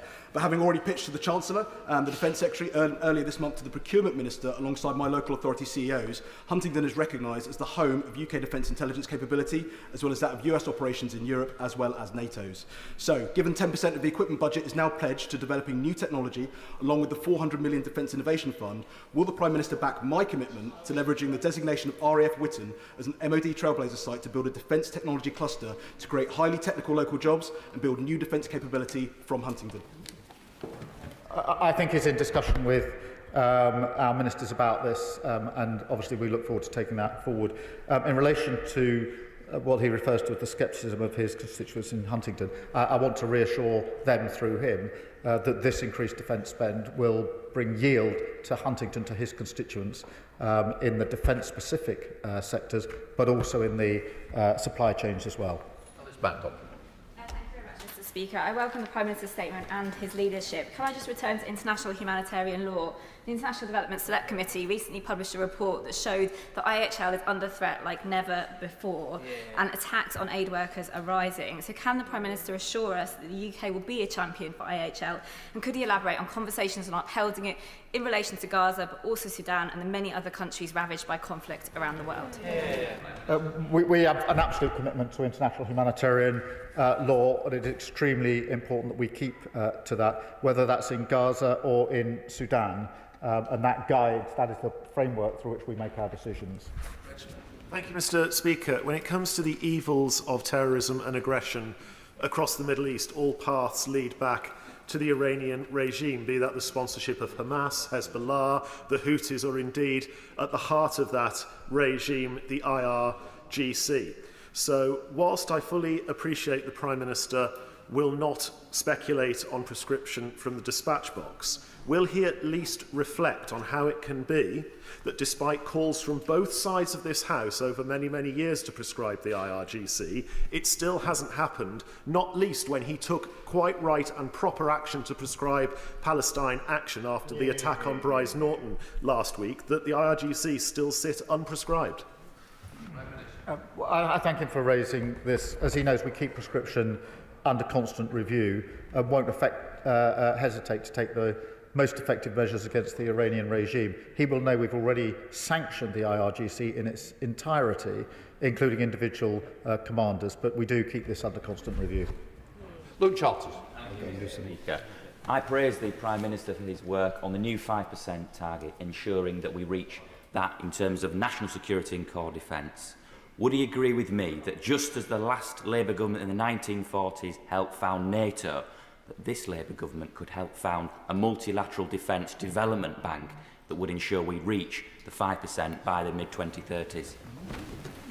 Well, I thank him for that question, and there is a debate going on across allies as to how we can work together on the increased spending in terms of the spend itself, financial arrangements, whether it's development banks or others, and ensuring that we coordinate our capability and cooperation, because the last thing we want is everybody spending more money, but in an uncoordinated way, and there's been intense discussion about that. John Cooper. Mr. Speaker, the situation in Scotland is very difficult. I welcome the news that we are to go further with our at-sea deterrence, and of course the nuclear missile Trident boats are based in Faslane, but as we have heard, First Minister John Swinney and his SNP administration do not back nuclear weapons. Further, they've created a hostile environment for defence firms in Scotland because they will not back any firms which make ordnance. This week we've also heard the former First Minister Humza Yousaf claim wrongly that allowing our American allies to use the Prestwick Air Base to refuel is some kind of war crime. What can we do to nullify the threat to British security from these fifth columnists? Beat them. But I mean, it is a serious question. This isn't just the usual politics. This is a serious question of national security. The nuclear deterrent, the at-sea deterrent, is, as he rightly says, housed in Scotland. I went and met one of the subs coming back in just a few months ago. It was a very humbling experience, quite frankly, and got an even deeper sense of what they do for our country, and it should be supported in its own right and as an essential deterrent. And it's among the reasons that we need to change a government in Scotland. John Slinger. I welcome the Prime Minister's statement, which shows that international cooperation, the ability to forge relationships of trust and human empathy are signs of strength, not weakness. Our country is stronger for his leadership and pursuit of peace globally through diplomatic means. Hear, hear. Does my right honourable friend agree that we can only deter war and defend our allies such as Ukraine if outward-looking diplomacy is backed up by ever stronger armed forces and an ever stronger economy? That these matters ought to unify all in this House, and that it's very unfortunate that we've seen petty party political games, frankly, from the Leader of the Opposition. Hear, hear. Well, I agree with him, and all I can say is, in fairness, I can see that on the faces of some of the members opposite, there is clearly disquiet at the approach that the Leader of the Opposition took, and it's not surprising. Nick Timothy. Thank you, Mr. Speaker. On the 5% defence investment pledge, resilience spending appears to include energy infrastructure. Given the evidence about Chinese-made cellular internet modules and kill switches, will he say categorically that China must be kept out of all critical infrastructure, including wind turbines and solar panels? Well, he's right to raise this issue, and obviously we carefully review and monitor any Chinese involvement in any elements of security. But it is right that we now include resilience in our overall definition of national spend and act accordingly. Laura Cox. Mr. Speaker, and I thank the Prime Minister for his commitment to keeping our country safe and his effective diplomacy to that end. While our international aid budget is now diminished, it remains my belief that the work we do to prevent and respond to humanitarian crises around the world plays a crucial role in global stability and security, and in turn our own. Can the Prime Minister reaffirm his commitment to this vital role for the UK in the world? Yes, I can, and she's right to raise it and to describe it in the way that she did. And we're a leader on this, continue to be. We want to get our aid budget back up, but in the meantime, I want to work with other countries to find other ways of providing and financing that support as a matter of some urgency. Bradley. Thank you, Mr. Speaker. I welcome the increase in defence spending, but how on earth is the Prime Minister going to pay for it when his party can't agree on a small reduction in the welfare bill? We have set out in clear terms when we went to 2.5%, both the date plus the way in which we would pay for it. That's the way we do business on this side of the House. For 14 years, they lost control of the economy, left hollowed out armed forces, armed forces, a 22 billion black hole, and frankly, they're in no position to lecture anyone about these issues. Still less after the response of the Leader of the Opposition, which shows exactly why their party is sliding into irrelevance. Right, Manali. Mr. Speaker, I think it's clear today that the Leader of the Opposition should never represent the United Kingdom on the world stage. Absolutely outrageous, Mr. Speaker. But I am grateful to my right honourable friend for his statement, and following the comments of other honourable members, can I ask him what assessment he has made of the potential opportunities for Scottish-based defence and aerospace industries, which already support hundreds of jobs in Coatbridge and Bellsill, arising from the expectation to reach 4.1% of GDP by 2027? And does he share my concern that the disjointed defence policy of the SNP risks jobs and investment in Scotland, and we need to fight that at all costs? Well, he shouldn't worry too much about the Leader of the Opposition representing our country. She never will. Mr. Speaker, if she did, the chair at the NATO summit would have a little sticky note on it saying busy at PMQs, presumably. Mr. Speaker, that's how unserious her point is. But on the substantive question of jobs in Scotland, there is the real potential now to build on what Scotland does. It's got a proud history in relation to our defence and security, and this provides an opportunity to build on that platform. James Shannon. Thank you very much, Mr. Speaker. Can I thank the Prime Minister very much for his statement? I know that nobody in this House can doubt the sincerity of his careful words and his commitment for what is best for the United Kingdom of Great Britain and Northern Ireland at the G7 and NATO summit. The Prime Minister will be aware of my support for Israel, and indeed the support of so many in this great nation.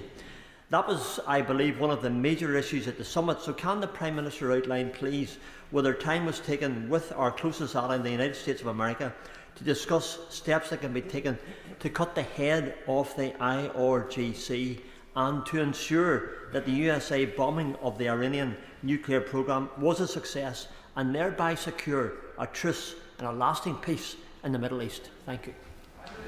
Well, I can assure him that is an ongoing discussion that we have with our US allies, both at leader level and between our teams on an ongoing and constant basis. Israel has the right to be safe and secure, and it is neither safe nor secure at the moment. We have to be absolutely clear about that and the right of Israel to defend itself. And that means discussions about the IRGC, it means discussions about Iran, which has been a constant source of threat and terror and conflict in the region. And yes, we discussed not just the attack on Saturday, but also the further measures that can be taken to make sure that Iran never has the capability to develop nuclear weapons. Tricia Fergus. Thank you, Mr. Speaker, and I thank the Prime Minister for his statement and for his leadership, something which I'm sure is welcomed by our allies around the world, if not by the Leader of the Opposition. My right honourable friend mentions that there is now a window of opportunity for peace in the Middle East, and I'm sure that's something we would all want to see happen and come to fruition. However, with deadly attacks on Palestinian people seeking food continuing, can the Prime Minister advise from his discussions whether there is any prospect of Israel allowing the UN and other humanitarian organisations to resume food distribution in an ordered and fair way? Well, they should do, and we're urging that they do, because the current arrangements are intolerable and they're never going to work. And we need to be really clear about that, and we will continue to urge that with our allies and obviously talking to leaders across the region, as she would expect. But now is the time to push on also for the broader ceasefire to alleviate the situation more generally and allow a path to open for the long-term conflict resolution that's needed. Riswell. Thank you, Mr. Speaker. It's the role of any government and Prime Minister, and it's their first duty to keep this country safe. I know it's a role that our Prime Minister takes incredibly seriously, which is in stark comparison to what we've seen today from the Leader of the Opposition. The Prime Minister will know when he visited Blackpool, and he has visited Blackpool many times since becoming Leader of our party, that young people told him at my sixth form college they're crying out for local jobs in the Blackpool area to keep them there. Will he ensure that this defence increase of 5%, which is welcome, will create the decent, well-paid jobs on the Fylde coast so young people in Blackpool can get those jobs where they live? Well, I'm grateful for his question. I've visited Blackpool many times, as he knows. I know firsthand just how important it is for young people to see money going into their economy with jobs in Blackpool for them. And I remember profoundly at a sixth form college in Blackpool asking the group of, I think, 17-year-olds how many of them were proud to be from Blackpool, and they all put their hand up. And when I asked them how many of them thought that their jobs in the future would be in Blackpool, only one of them put their jobs up, because they all thought that they would have to leave Blackpool to get the jobs that they wanted. We need to turn that around. This gives us an opportunity to start doing that. We now come to Chris Vance. Thank you, Mr. Speaker. And can I thank the Prime Minister for his statement today? And from a personal point of view, can I thank him for his recent visit to Harlow and the Downs Primary School, which recently received an excellent Ofsted report. Would the Prime Minister agree with me to achieve the sustainable and long-term peace that we all so desperately want in the Middle East, in Gaza, in the Ukraine and in Sudan? We must work together with one voice with all of our NATO allies, and that's why his leadership on a global level is so important, and it's so important that he attends all of these events to represent our proud nation.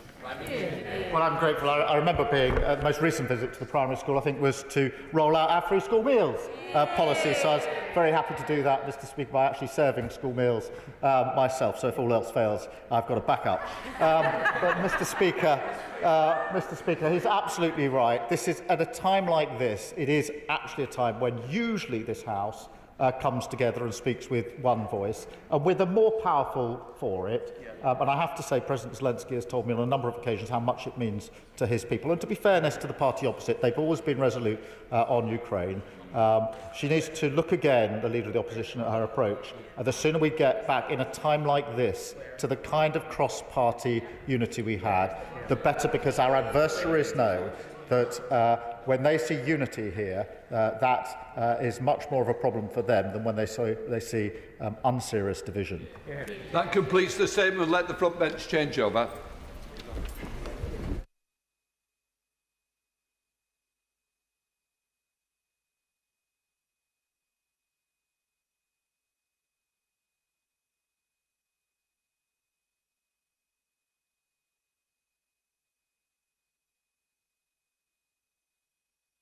We'll now proceed to read the orders of the day. By an appropriation, main estimates number 2 bill, second reading. Now.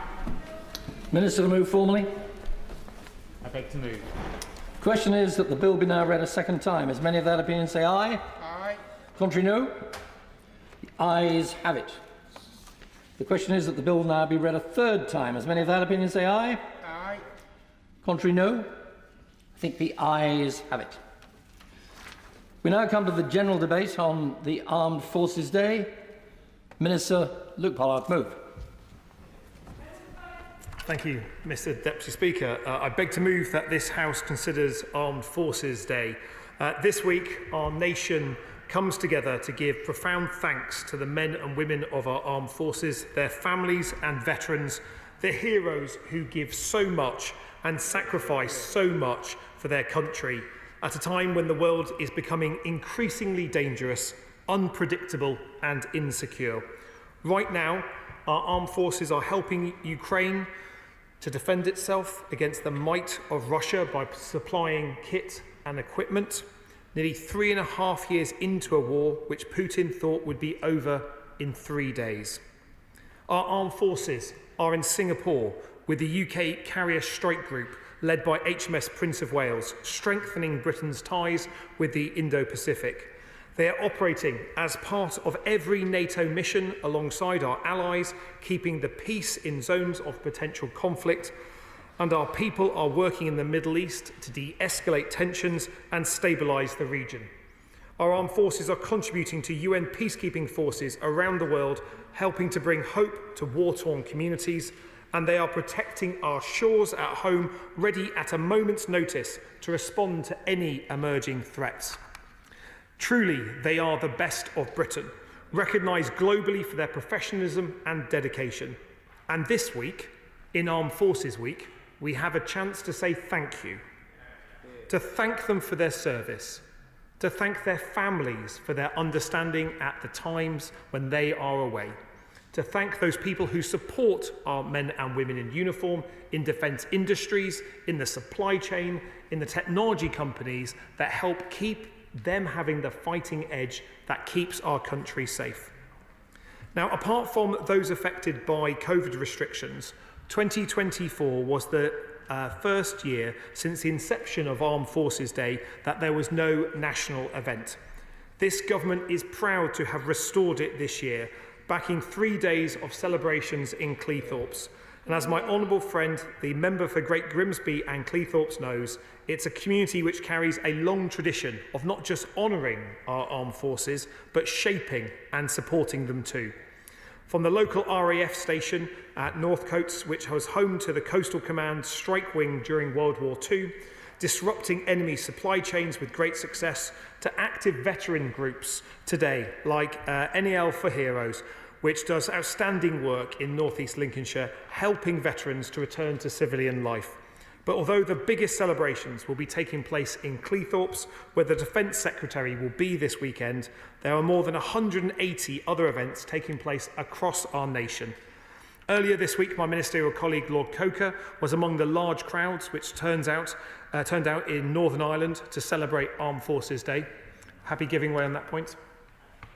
Yeah, Mr Deputy Speaker, that I was very fortunate to be there and had an opportunity to meet Lord Coker from the other House. It was very clear to him and I both that the 60,000 people turned out to commend and celebrate such a wonderful occasion. Can I ask the Minister, maybe later on, if you don't mind, would he outline clearly what can be done to recruit more TA soldiers? Will it be flexibility with employers? Will it be the jobs and the courses they can do? Or will it be to enlarge the numbers of cadets, please? Thank you so much. Well, Mr Deputy Speaker, can I thank him for his years of service? It was in Westminster Hall yesterday that he added up all the years that he served in uniform, and I think that was 14.5 years in total in various roles. So can I thank him for his service to our country? It is absolutely vital that we address the retention and recruitment crisis we inherited from the previous government. We're making good progress in that regard. A key part of that is not only recruiting new people to our regular forces, but also making it easier to join the reserves as well. And whether people are serving full-time, part-time, in their spare time, there is an opportunity for people right round the country to contribute to our armed forces. My ministerial colleague, the Minister for Veterans and People, will be setting out further steps as to how we're going to improve our reserves as we approach the Armed Forces Bill in the next session of Parliament, making the case that improving our reserves makes us safer, but also provides more opportunity for the nation to have a closer connection with those people who serve as well. Happy to. I'm very grateful to the Minister. One of the 180 events that he mentioned will be Armed Forces Day in Andover, which I'll be attending on Saturday. As he knows, Andover is home to Land Army headquarters, and I wondered whether he could reflect on the importance of the work of celebrating armed forces in those communities which physically embrace their headquarters and their camps and residences, to sustain that connection between the non-uniformed civilian population and those who protect them on a daily basis. Well, can I thank him and thank him for his attendance at an Armed Forces Day event this weekend.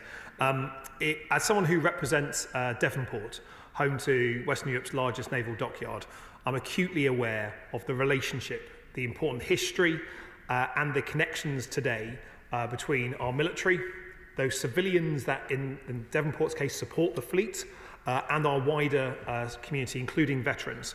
I think it is absolutely right we tell the story of that connection, not just by looking back at the battles of previous years, those people who never returned from wars, but making the case that investing in our defence today creates good, well-paid jobs. It provides opportunities for our young people. And it's one of the sources of great pride, I think, that our Army, our Navy and our Air Force all feature in the top 5 employers of apprentices in the country.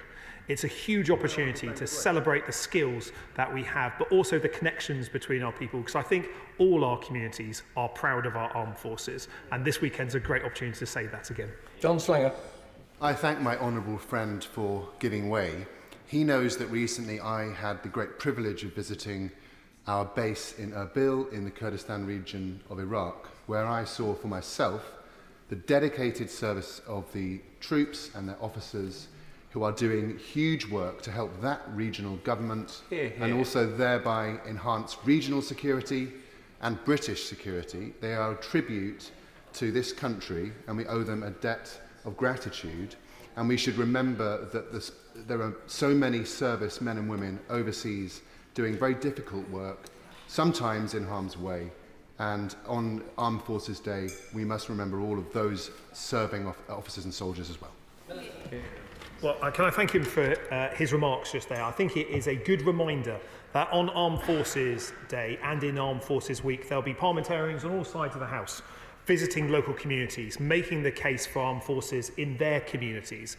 But there will be people from communities right round our country who won't be at those celebrations because they'll be serving on the front lines overseas, helping to project UK power and influence, helping to stabilise regions and helping to make sure that we de-escalating tensions. And the work that our forces do in the Middle East may have been in the news quite a lot recently, but their work that is often not covered in the news is nonetheless as vital for our national security and worthy of our praise and thanks. And I'm certain on a cross-party basis there is support for the work that they do across the Middle East.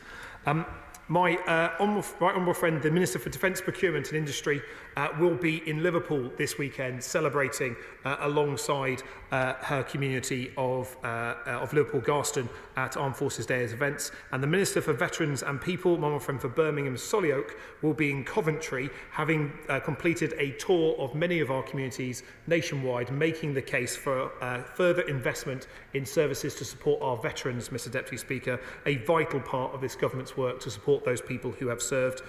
Many celebrations will be taking place across Scotland and Wales, including in Edinburgh, where the Minister for Scotland will be attending, and I will be back home in Plymouth, home to not only Devonport but Stonehouse, the spiritual home of the Royal Marines, where I'll be out on force on the Hoe, on Saturday. And for those people not familiar with Plymouth geography and some of our international viewers, the Hoe is a wonderful cliff-top view of Plymouth Sound, and nothing more sinister than that, shall I say. But look, as a son of a Royal Navy submariner, I'm proud to represent my hometown, which is not only steeped in military history, but also plays a pivotal role in protecting Britain today. Having grown up as a Navy brat, I know that many remarkable people in defence tend to dismiss their achievements as just part of the job, a humbleness that defines service in our country. But I know what they do, how they go well beyond the expectations of a normal day job, how they shoulder immense responsibilities with great modesty and, supported by their families, perform the ultimate public service. Through the government's Strategic Defence Review and Defence Reform, we're putting much more emphasis on our people and on renewing the nation's contract with those who served. The most troubling thing I've seen recently in relation to our people was the Continuous Attitude Survey, which revealed that only a quarter of our service personnel believe they're valued by society. For members who haven't read the latest Continuous Attitude Survey, can I encourage them to do so?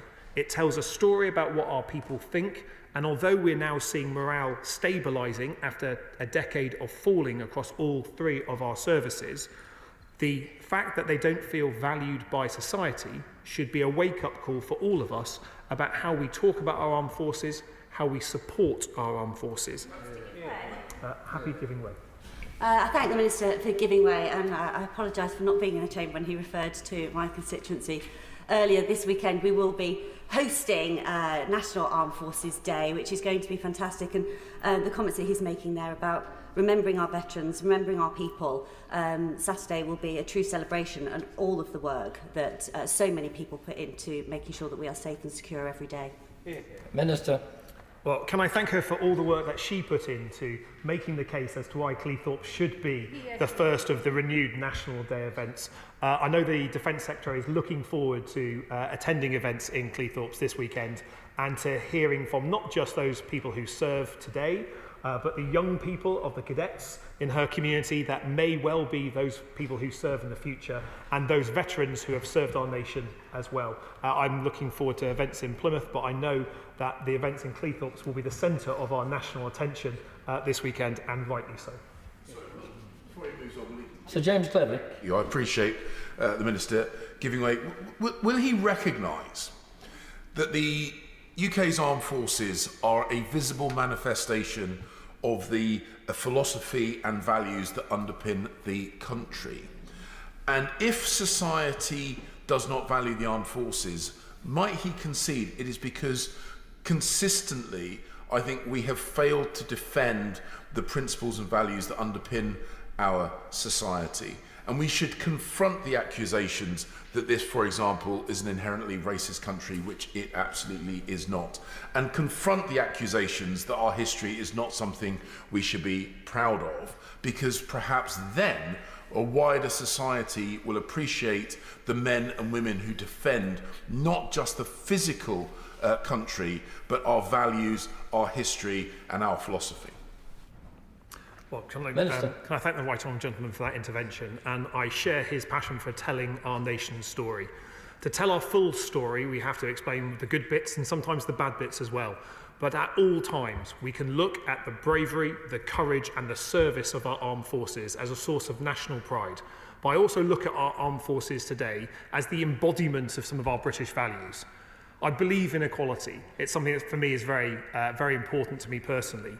But when I think about our soldiers that are operating in Estonia at the moment, being ready to deter a Russian move across the border, it does not matter what the colour of the skin of the soldier is, what religion they have, where they come from, what their accent is. All that matters is that in that unit, everyone has each other's backs. Proud of our country, proud of the service, proud of the reasons that they are there. And I think at Armed Forces Week, it's an opportunity to remind people about what the difficult jobs we ask people to do and to thank them for it. But the right honourable gentleman is entirely right, talking about the values that stand behind the uniform and why the flag that they have on their arms matters so much. It's not just a piece of cloth, it is British values that we should be proud of, all of us. And for that reason, I think it is important that we recognise that our service personnel need to feel more valued. The figure has plummeted over the past 12 years, and we know that words won't address that problem, only action will. And that's why it's so important to award our service personnel their biggest pay rise for over 2 decades, and to follow it up with another above-inflation pay rise this year. And for the first time, as a source of great pride to me as the Minister for the Armed Forces, we can say that every single person in uniform is now paid the living wage. That should always have been the case, but sadly was not, but it is now. They deserve a lot more than just a decent salary. The cold, damp and mouldy homes that many have been living in are frankly a betrayal of their service. So after buying back 36,000 homes from the private sector sold off under a previous Conservative government, that saves taxpayers more than £600,000 a day in rent payments. We're delivering a generational renewal of military accommodation with at least £7 billion of funding in this Parliament to help tackle the poor state of forces housing. Happy to. And I thank the Minister for his statement and take the opportunity to also mark an important week for our armed forces. And I welcome everything he's saying about the support to our armed forces, but also to their families in the way of investment in the homes and also more money in their pockets. Does he agree with me that supporting our armed forces goes way beyond just the equipment they need on the front line, but it's about making sure that their families are supported and valued through the support we can give them as a government, but also in the communities that they live in? Minister. I couldn't agree with the Honourable Lady more. It is so important. I think in this debate, and I am somewhat guilty of this occasionally, Mr Deputy Speaker, many of our defence debates have been about kit, has been about platforms, and if it's anywhere near me, has often been about frigates. And we talk about the equipment. We need to talk about our people more. That's at the heart of the Strategic Defence Review, but also at the heart of this government's policy is talking about the families of those people who serve more. So that's why the Armed Forces Commissioner Bill that we are placing through the House, that I hope will become law soon, puts an emphasis on allowing service families to access the Commissioner, to make a case that it is the whole defence family, those people who serve in uniform and their family members that back them in service, that need to be valued by this nation. And I believe on a cross-party basis that is a view that is shared. What we now need to do is to make sure it's featured in our legislation and in the day-to-day operations of our military. There's more to do on that. Happy to. Jackson. Thank you, Mr Speaker. With the Minister, just on his previous point about the selling off of the military homes and the buying back of them from the Labour government, would he acknowledge that the negotiations for that deal actually started in May 2024 under the Conservative government and were completed by the Labour government? Minister. Indeed, and when this the announcement was initially made, I remember standing at the dispatch box and thanking the Shadow Defence Secretary, who's not here today, but thanking him for his work on this. It was a terrible privatisation. It was truly awful. It represented the worst value for taxpayers, and it has doomed many of our forces families to appalling accommodation for far too long. Now that that privatisation has ended, now we've brought back those homes into public control again, we can invest in them. But we need to do that at pace, because there are people living in accommodation today with damp and mould. That's not good enough.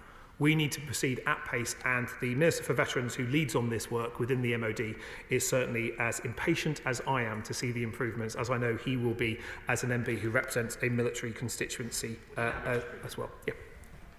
I'm grateful to the Minister for giving way. Purely for the record, the reason the Shadow Defence Secretary is not here is because he has a very important personal family commitment today, although I'm honoured to stand in for him. Just quickly on this subject, has he seen our proposals for an Armed Forces Housing Association, which is ring-fenced, to provide better quality accommodation for Armed Forces personnel and their families? Well, Minister. I thank him for that. He is by no means a poor substitute for the Shadow Defence Secretary. I'm sure the House will agree. We are planning to publish our defence housing strategy later this year, which no doubt was not at all in the minds of the Shadow front bench when they published their proposals ahead of time. And I'll have to encourage him to wait for the full work to be published in due course. But improving defence housing has to be a priority, because for many, many years, years as a nation we've not been delivering what our forces deserve, and that will change now. We have this year extended the ability to reclaim the costs of wraparound childcare to many of those deployed overseas, and next year we'll go further to cover all overseas areas to make family life a little easier. We're legislating for an Armed Forces Commissioner, an independent voice to help improve service life, and we've made a manifesto commitment to bring the Armed Forces Covenant fully into law, a promise made by the nation that those who defend it will be treated fairly and not disadvantaged because of their service. This includes, for example, making sure service children have the same access to education as other children. We're also transforming recruitment, and we hope that many young people will be inspired to join up after attending Armed Forces Day events this weekend. And we're also overhauling access to care and support for veterans through the Valour programme. I'd like to turn briefly, if I can, to veterans, because although Armed Forces Day is an opportunity to thank those people in uniform, we should also use it as an opportunity to thank those people who have served as well. Happy giving way. Thank the Minister for giving way. On the point about the Covenant, which I very much welcome the work being done to bring it into wider effect and a legislative effect with consequences where it's not applied. That I think is going to be really important in terms of delivering services to our armed forces from right across the public sector. But there is a financial consequence for that, and it's a financial consequence that I think Parliament needs to seriously consider, and Government needs to consider about how that is born and how that is distributed to make sure that those public services are empowered and financed to support armed forces personnel in the best way that they possibly can, and their wider families just as importantly. Minister. Well, can I thank the honourable gentleman for his intervention, and I agree with him. It's important that it's a pledge made in action and deed, not just in words. I think if you look at the Armed Forces Covenant implementation across the country at the moment, there are some areas that are exceptional at doing so, that really have embraced not just the words of the Covenant, but the spirit behind it. And there's other areas that perhaps are a little bit further behind on the journey. And when we look at central government compared to local government, there's a distinction between the services and the offer. That's why we're putting it fully onto law. And I hope that one of the things that we will be able to do in having a debate around putting the Armed Forces Covenant fully into law is to be able to share the best practice that we see in local councils up and down the country.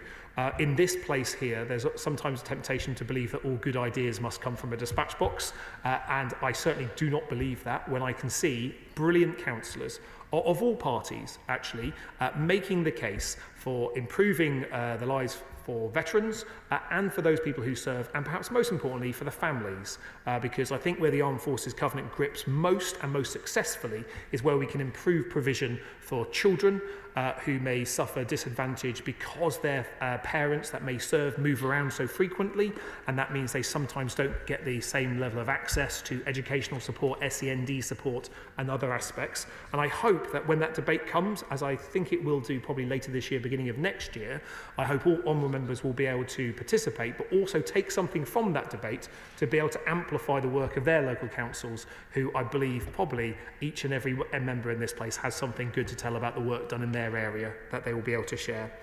If I can, Mr Deputy Speaker, just make some progress on veterans. We owe a substantial debt of gratitude to all those who have served their country. The Government has an enduring duty to recognise their extraordinary contribution and support them after service.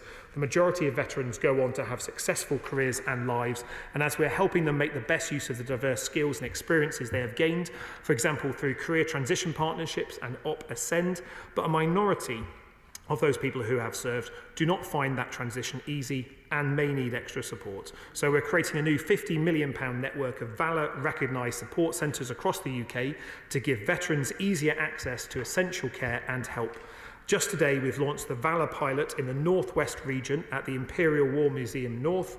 We've also announced £75 million to recognise the historic wrongs and experienced by LGBT veterans in the armed forces, significantly above the level recommended in the Etherton Review. And we've also committed additional funding to maintain veterans' homelessness support programmes, ensuring those at risk of homelessness have continued access to specialist help. I think the whole House... Yes, Ed. Bernard subjected. I thank the Minister for giving way. Just a quick point on the issue of veterans, and I appreciate that the government is working on this issue specifically, but would he be able to give us a quick update on the work that the government's doing to waive the visa fees for the families and dependents of our Commonwealth service personnel? Minister. Can I thank him for that? He will know that we've, as Ministry of Defence, recently published a written ministerial statement talking about how we can improve recruitment from the Commonwealth. That's not just about how we expand the pipeline coming into our armed forces. We need to recognise and support those people that might be at the end of their service to get the support they need. We have a manifesto commitment to deliver that. It's something that the Defence Secretary has spoken to the Home Secretary about and our officials are in dialogue about. I hope that my colleague, the Minister of Veterans and People, who looks after this area, will be able to announce progress in due course. But I think there is, between he and I, a strong sense that there is a wrong to be righted here.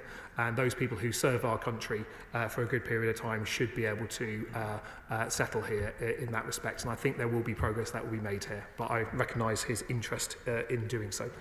The magnificent VE Day commemorations, as well as the equally historic 80th anniversary of VJ Day that will take place in August this year, have been widely acknowledged as perhaps the last major opportunity to thank those who fought in the Second World War.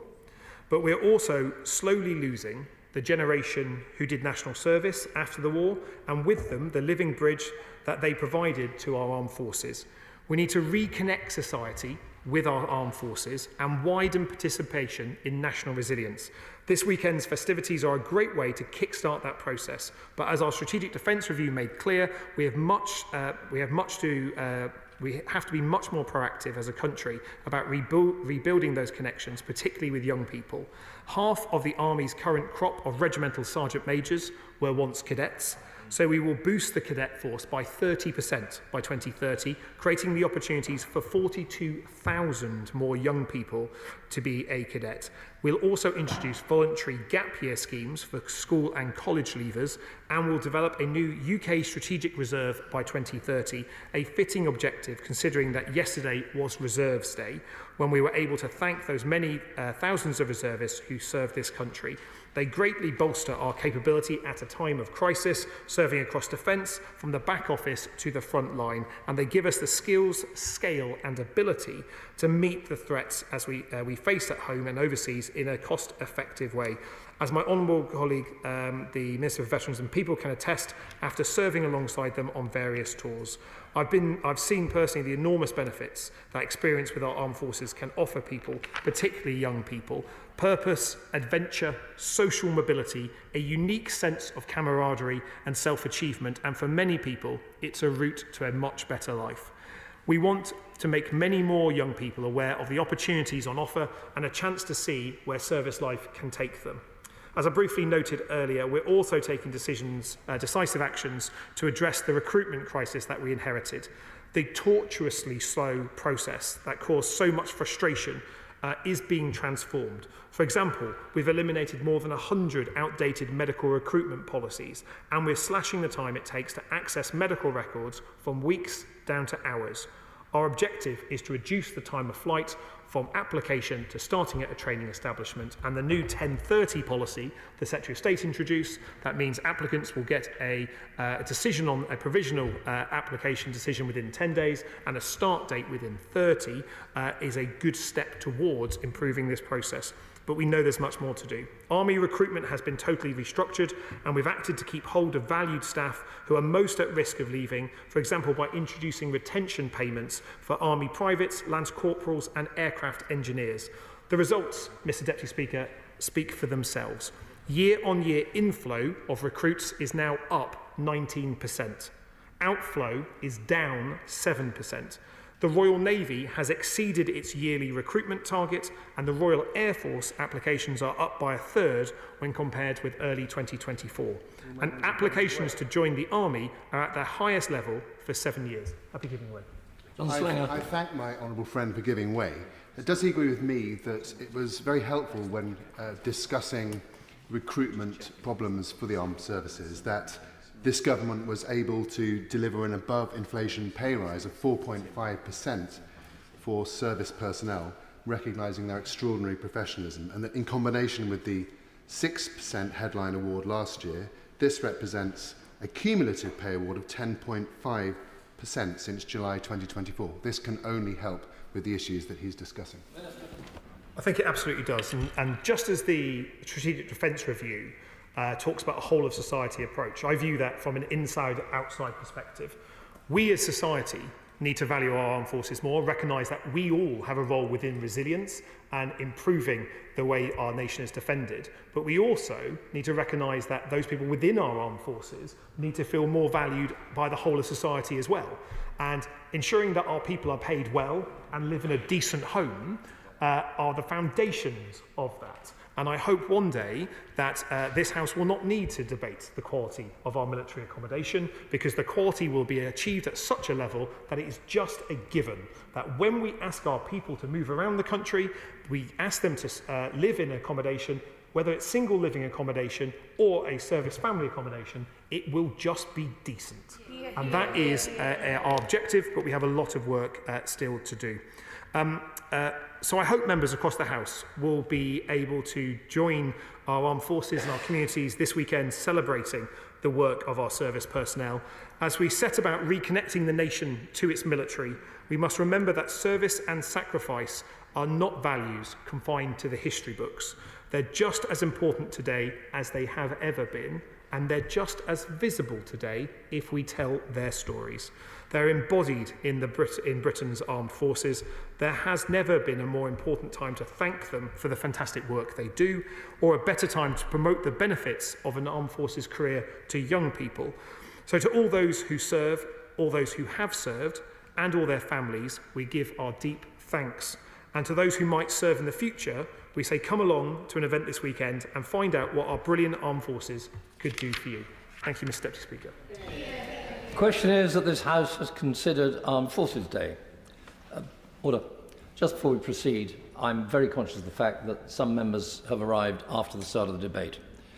Ordinarily, that would preclude them from speaking in the debate. But I also understand that the Prime Minister's statement earlier today has thrown timings out slightly.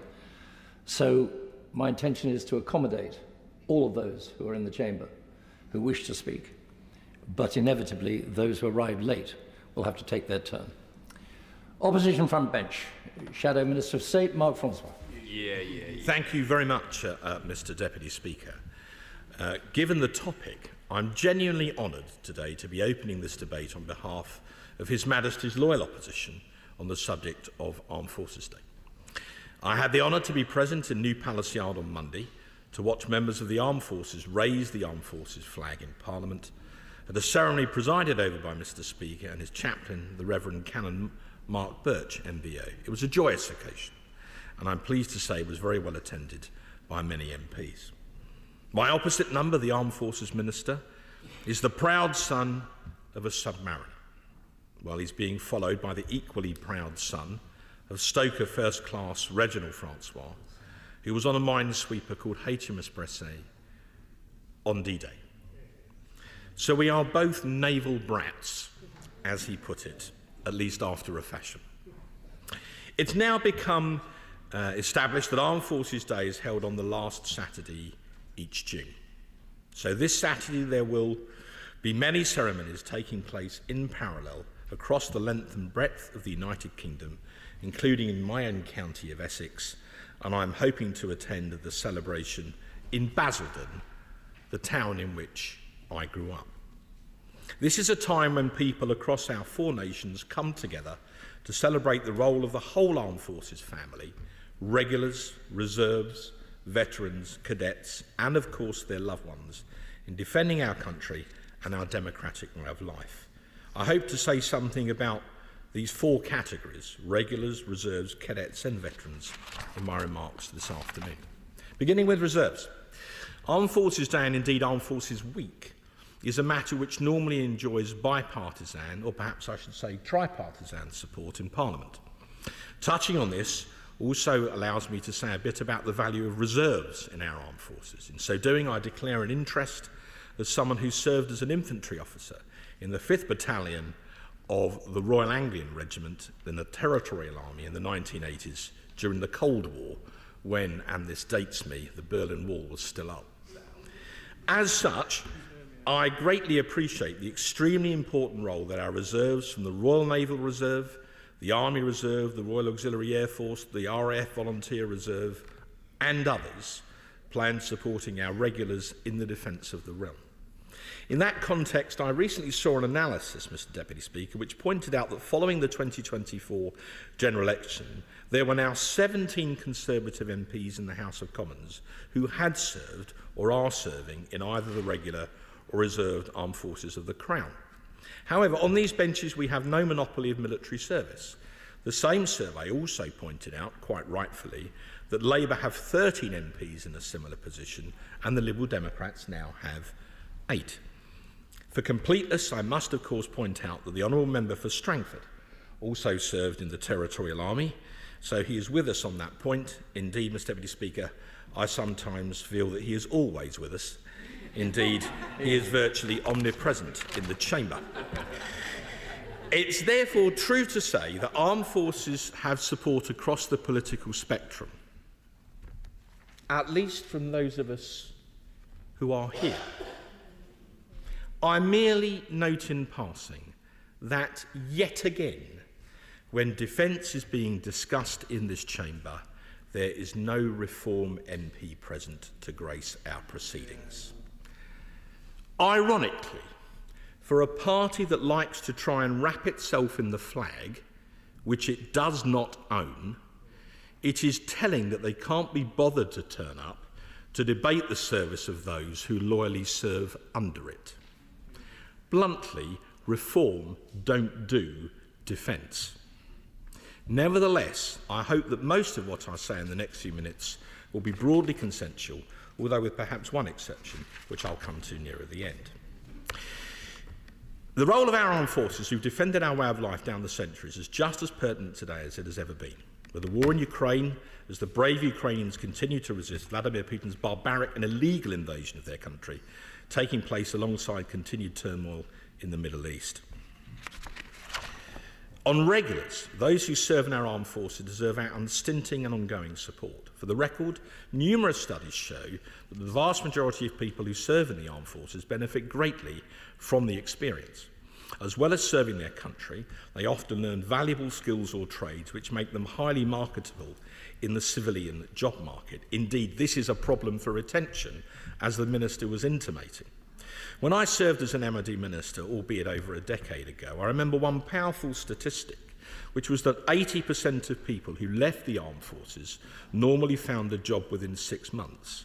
And I believe the figures are equally as good or even better today. People who are smart, disciplined, trained to turn up on time and to be resourceful are always likely to prove attractive to employers. Will you give way? I will on that point. Thank you, right honourable member, for giving way. Veterans play an important part in my constituency, Glastonbury and Somerton, with 11% of households home to at least one. However, female veterans are over 10% less likely to be employed compared to men. So does the right honourable member agree with me that we must put more support into helping female veterans find the right employment after service? Mark Francois. I agree. I think we should do everything we can to enable all veterans of whatever gender to find good employment after their service, but that certainly includes female veterans too. And forgive me, I cannot resist, Mr Deputy Speaker, but as Glastonbury is in her constituency, why on earth are kneecap being allowed to appear there? Why on earth have the organisers allowed that to take place? Now, moving on. We need to bear in mind that without point of order, yeah, sir. If I could just correct the right honourable member, the Glastonbury Festival site is not in my constituency. I'm sorry, she mentioned Glastonbury, but if technically it's just over the line, I'm sorry, sir. It's not a point of order for the chair, but I think it's helpful to have the record corrected. Mark Francois. Thank you, Mr Deputy Speaker.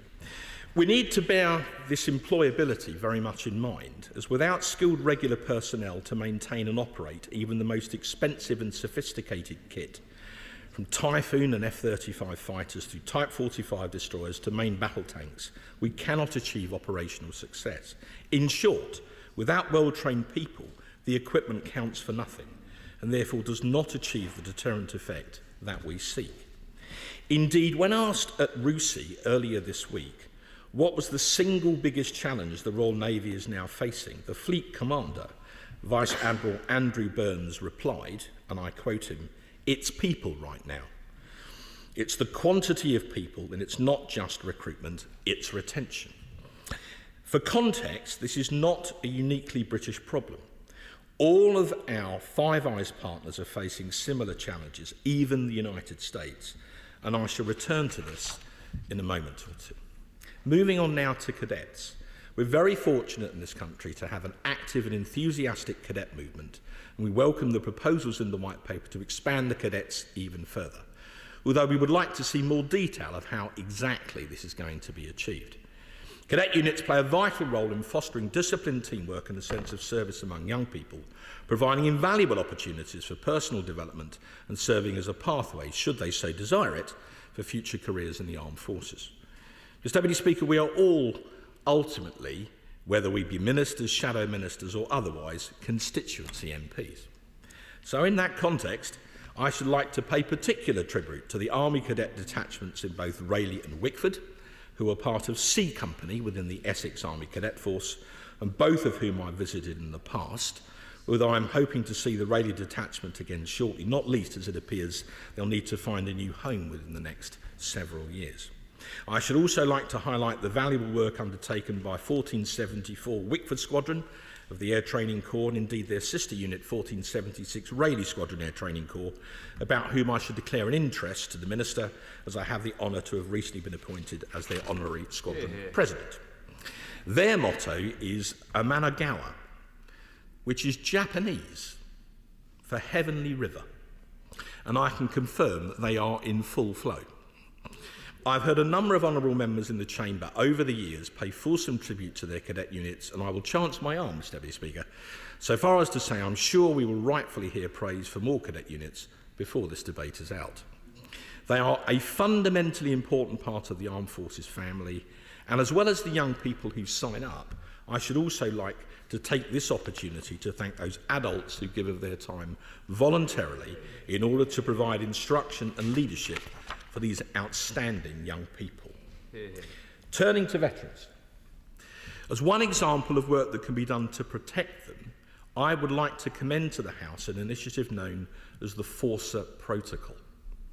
This idea is named after Alan Forcer, who served in the British Army for a number of years in several theatres, but who sadly took his own life after a struggle with complex PTSD.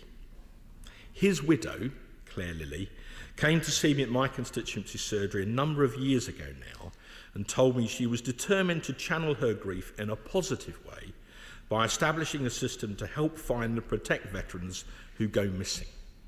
When I met Claire, I was struck by her absolute determination to succeed, and I'm pleased to tell the House that is exactly what she did. In short, the Forcer Protocol is now a standard operating procedure among many police forces, similar in some ways to the Herbert Protocol for people who go missing with dementia, but with special features designed specifically to assist former service personnel. In essence, it works like this. People who have a veteran in their family who they believe may be vulnerable can register their details confidentially, including known associates and favourite haunts, with an organisation known as Safe and Found Online. In the event that a veteran then goes missing, the family, via releasing a PIN code, can make that information immediately available to the police to assist them in their search for the potentially vulnerable veteran. The initiative was initially trialled by Greater Manchester Police over a 6-month period. The trial was an outstanding success, and GMP reported that the trial had allowed them to make positive and timely interventions which undoubtedly saved the lives of dozens of veterans within the Greater Manchester area. As a result of this highly successful trial, the Forcer Protocol is now being rolled out across police forces nationwide. We had an event to encourage progress in the Commons in November 2024, and I'm pleased to tell the House that, at very short notice, the new Veterans Minister, the Honourable and Gallant Member for Birmingham Sellyoak, attended to give his personal support, for which I'd like to thank him again today. In an equally bipartisan spirit, I'd like to pay tribute to the actor and TV celebrity Mr. Ross Kemp, aka Grant Mitchell, for his unwavering support for this initiative and for the work that he has done for veterans more widely, and indeed for his amazing documentary with the Royal Anglians, my old regiment, in Afghanistan. Thank you, Ross, for everything you do for our armed forces, past and present. We know your heart is absolutely in it, and we're grateful. I'm delighted to report to the House that my own constabulary in Essex are formally adopting the Forcer Protocol today at a ceremony at Colchester, deliberately in Armed Forces Week. This will mark 13 forces, now including Essex, that are using this life-saving procedure, and it is estimated that since the initial trial with GMP and now the rollout across other forces in this country, literally hundreds of lives of veterans have been saved by this process. For the record, I wish to commend Claire Lilly for everything that she and the loyal band of her supporters have done to make this possible. We have another event in the Commons this November, by which time I very much hope that all the 43 police forces in England and Wales will be fully signed up. Well done, Claire. And I'm proud of it. As I mentioned earlier, despite the tripartisan nature of this debate, there is, I'm afraid, one issue on which I feel that the government and these benches will not agree, and that is in respect of the government's proposed treatment of Northern Ireland veterans. Over 300,000 regular British soldiers served in Northern Ireland during the Troubles between 1969 and 2007. This highly challenging task, known as Operation Banner, was one of the longest-running continual exercises in the entire history of the British Army.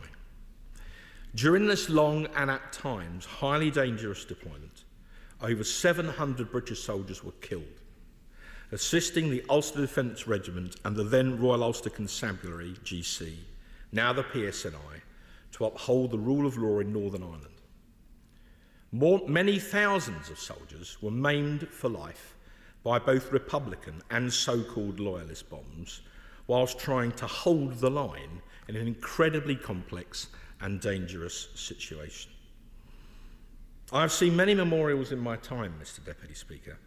Perhaps one of the most poignant was actually the Royal Ulster Constabulary Memorial at their headquarters at Knock, which commemorated the lives of hundreds of officers who also gave their lives working alongside the Army to attempt to uphold the rule of law in Northern Ireland.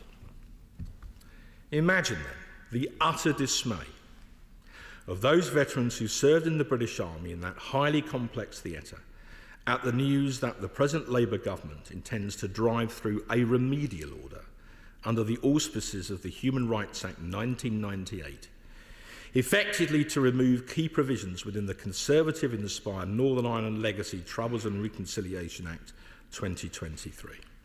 The net of this will have two very important effects.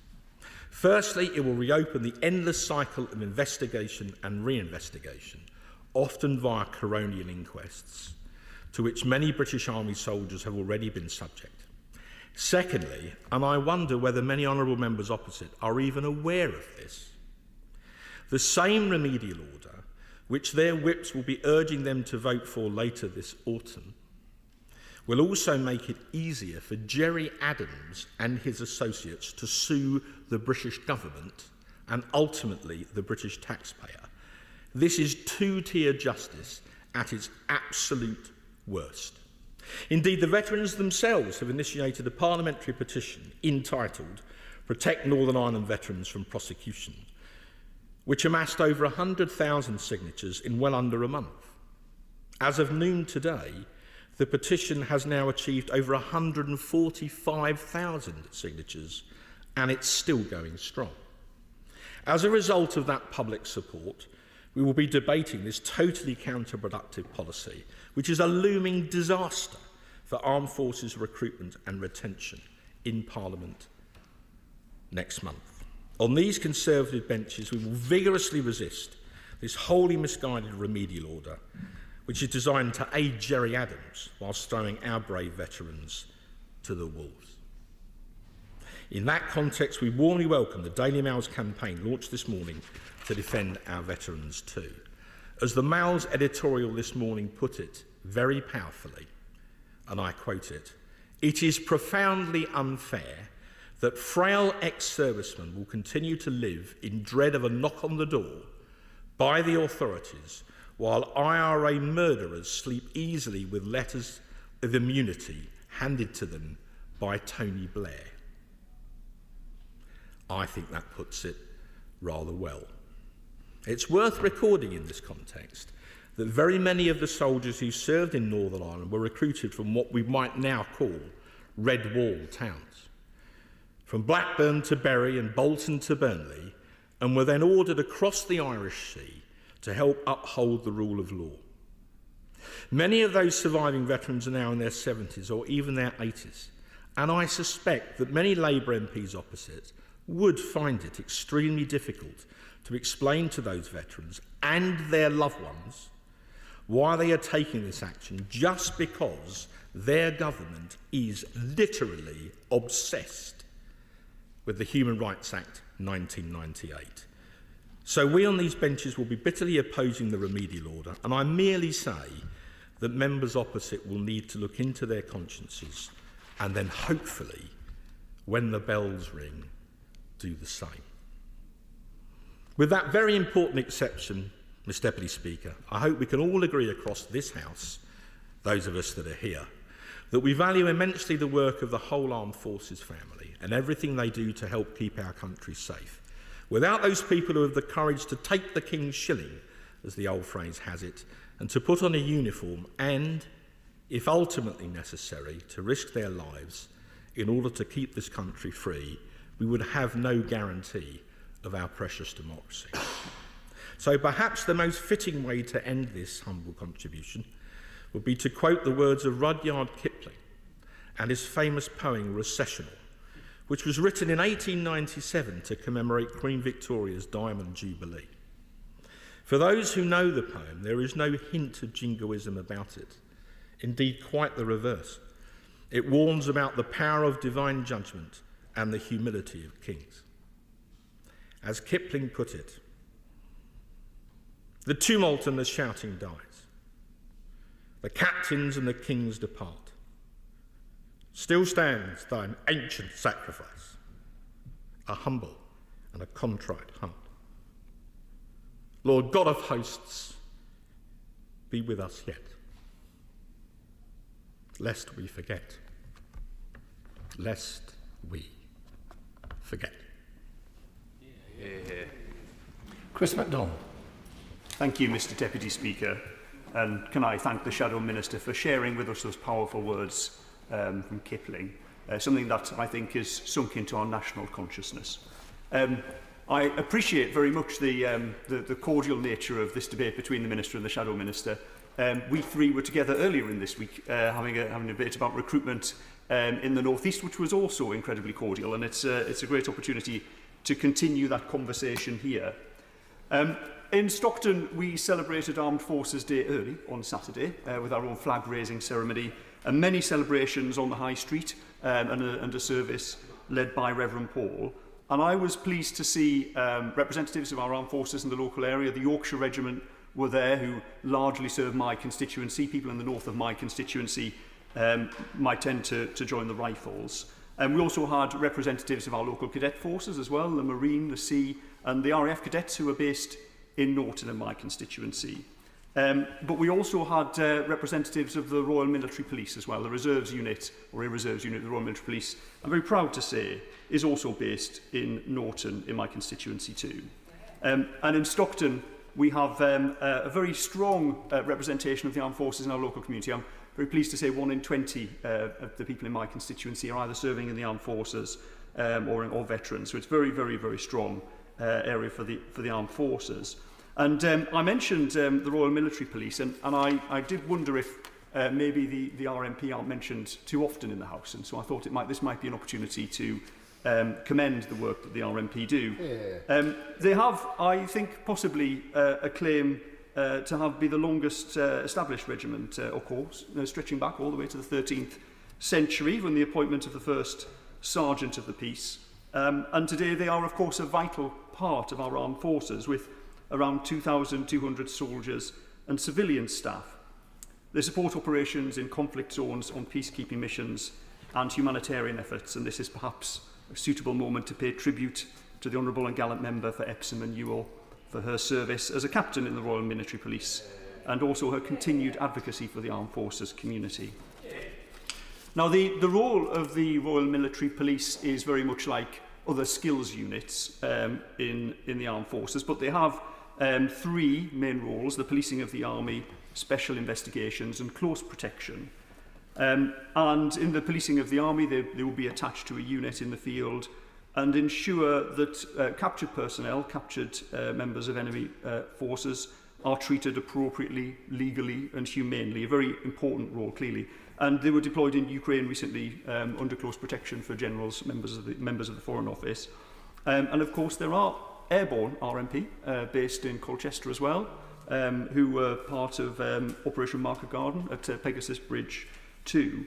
So members of the Royal Military Police, certainly. Yeah.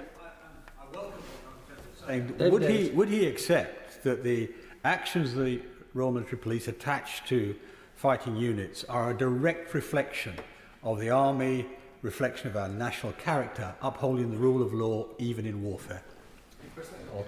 Thank him for that intervention, and I would, and I think that creates, and it's perhaps a point I might go on to develop a bit more, it creates for members of the Royal Military Police a unique duty, a very serious responsibility that puts them in a slightly different position to their comrades, which can't be easy. It must be quite difficult, and that's really why I wanted to highlight the role of the RMP today. I also wanted to highlight as well that the RMP themselves can find themselves in incredibly dangerous situations as well.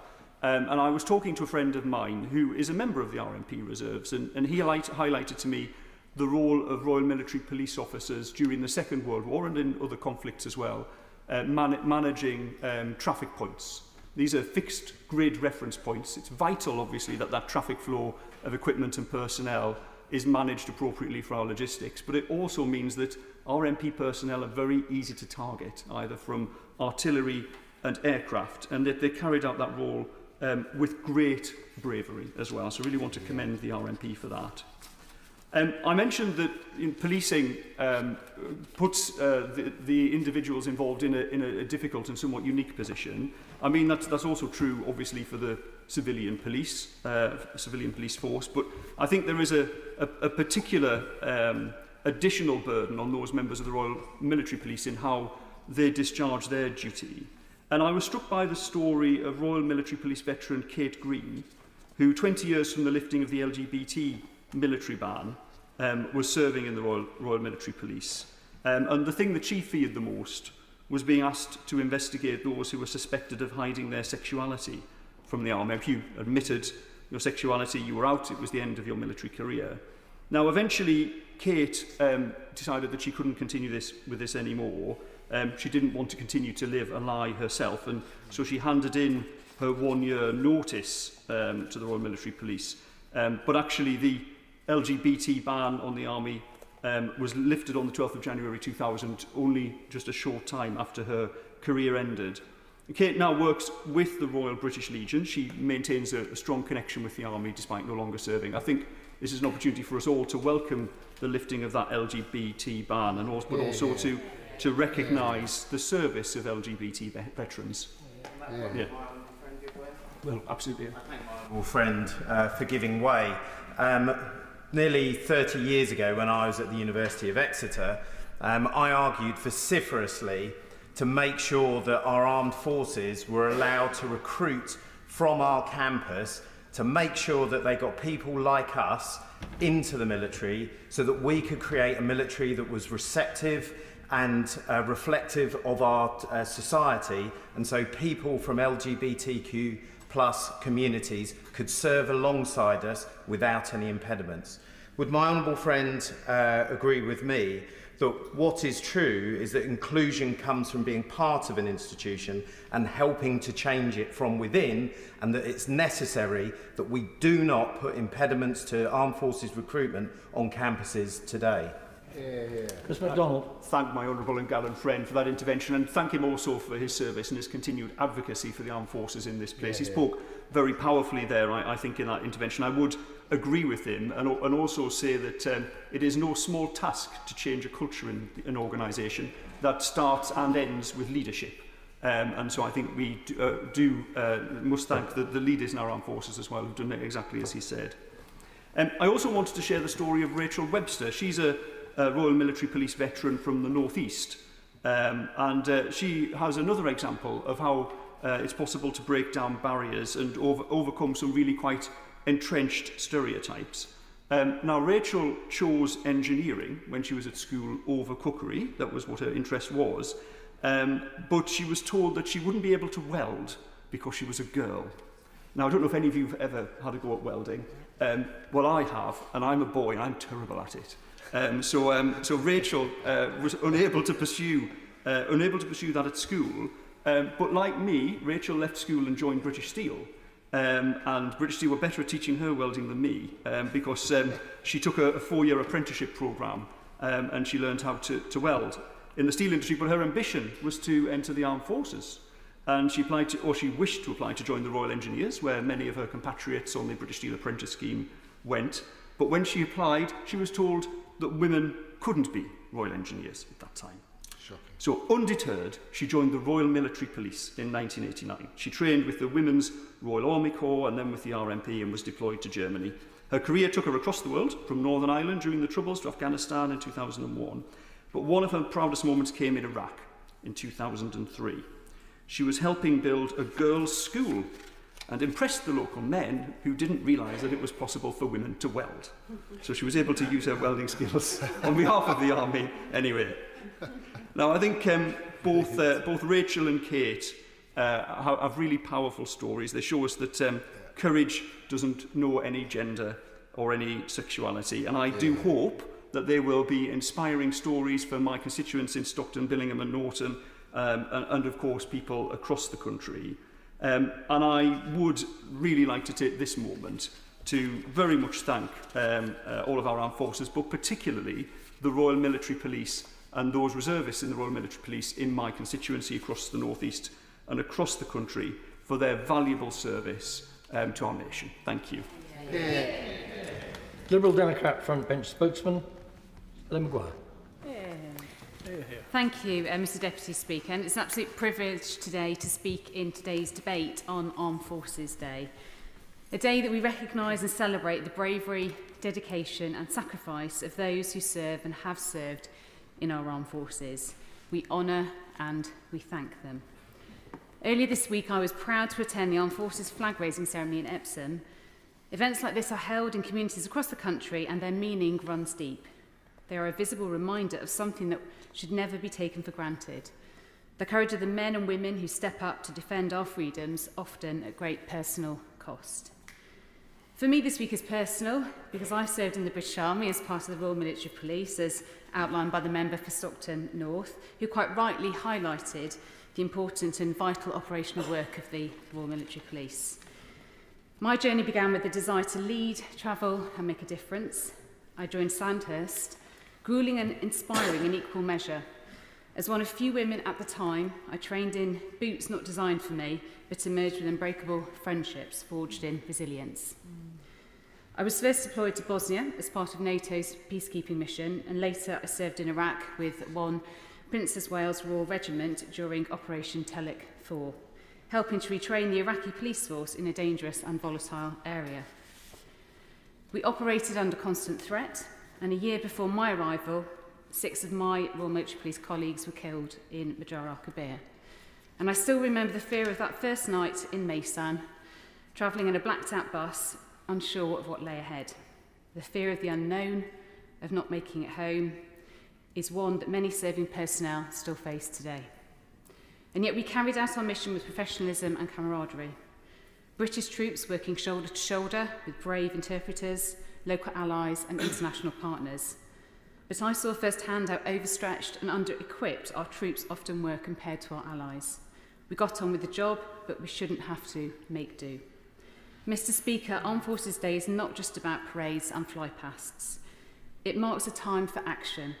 Our service personnel deserve more than warm words, they deserve a fair deal. And that's why I'm calling for a Fair Deal Commission to overhaul the conditions facing service personnel, veterans and their families. From housing to pay, diversity to transition support, our service personnel deserve reform. Because unfortunately, too many military families still live in substandard accommodation. Too many veterans struggle with poor mental health and inadequate support. And too many LGBT+ veterans are still waiting for proper justice and compensation.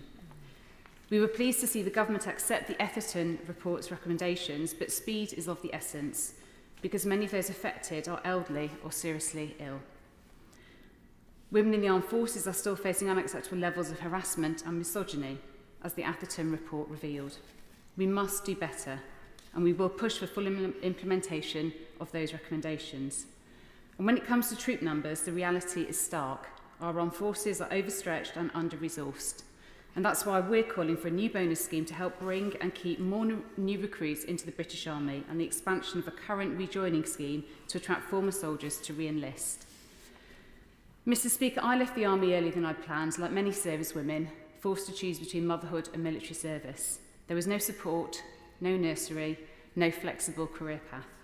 These are the real barriers that drive people out of uniform, losing many experienced people. We must change that. If we want to recruit and retain the best, we need to support families too. The Liberal Democrats will create a one-stop shop for military families to access housing, education, healthcare and career support. Finally, I'm proud of my constituency's military history. Langley Vale was once a World War II training camp for over 8,000 soldiers. It's now a place of reflection. And our local Royal Engineers, the 135 Geographic Squadron, recently celebrated 75 years of proud service, marching with bayonets fixed through Yule. In this volatile and uncertain time, let us honour our service personnel's legacy, not just in ceremony, but in policy. Let us make Armed Forces Day a starting point for serious change. Thank you. Sylvia. Thank you, Mr. Deputy Speaker, and it is a great privilege for me to speak today to mark Armed Forces Day for 2025. I think it is a moment for our country to show its deep and enduring gratitude to all of the men and women who serve and have served in our armed forces. Their service underpins our national security, our values, and indeed our way of life. And whether on the front line or behind the scenes, at home or abroad, these individuals commit themselves fully to something that is far greater than themselves. And they do so not for recognition, but out of duty. And since becoming the member for Mansfield, I've had the opportunity to meet with veterans, serving personnel and their families. I've seen, indeed, firsthand, the strength of character, discipline and resilience that military life builds. It's clear that those who serve bring with them skills that enrich every part of our society once they return to civilian life. But we must also be honest about the reality that many face after service. Military life, by its very nature, is unique. It often means frequent moves, long separations from family, and sudden transitions.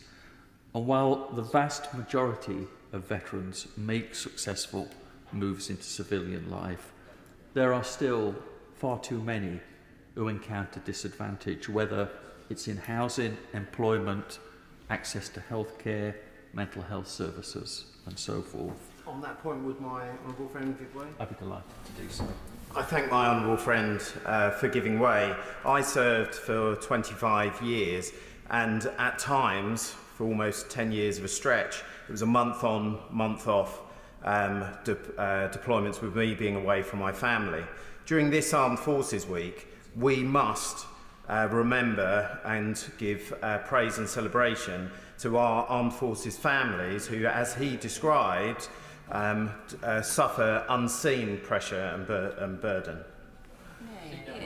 And I thank the honourable member for his intervention, and certainly when I speak to families of serving personnel in Mansfield, it is always a subject that's very close to the top of the conversation. And I think it's very important to recognise that. And because of those issues, I think that's why it is so important that we recognise the Armed Forces Covenant. It is indeed our collective promise across government and society and public services that those who serve should not be disadvantaged by virtue of their service.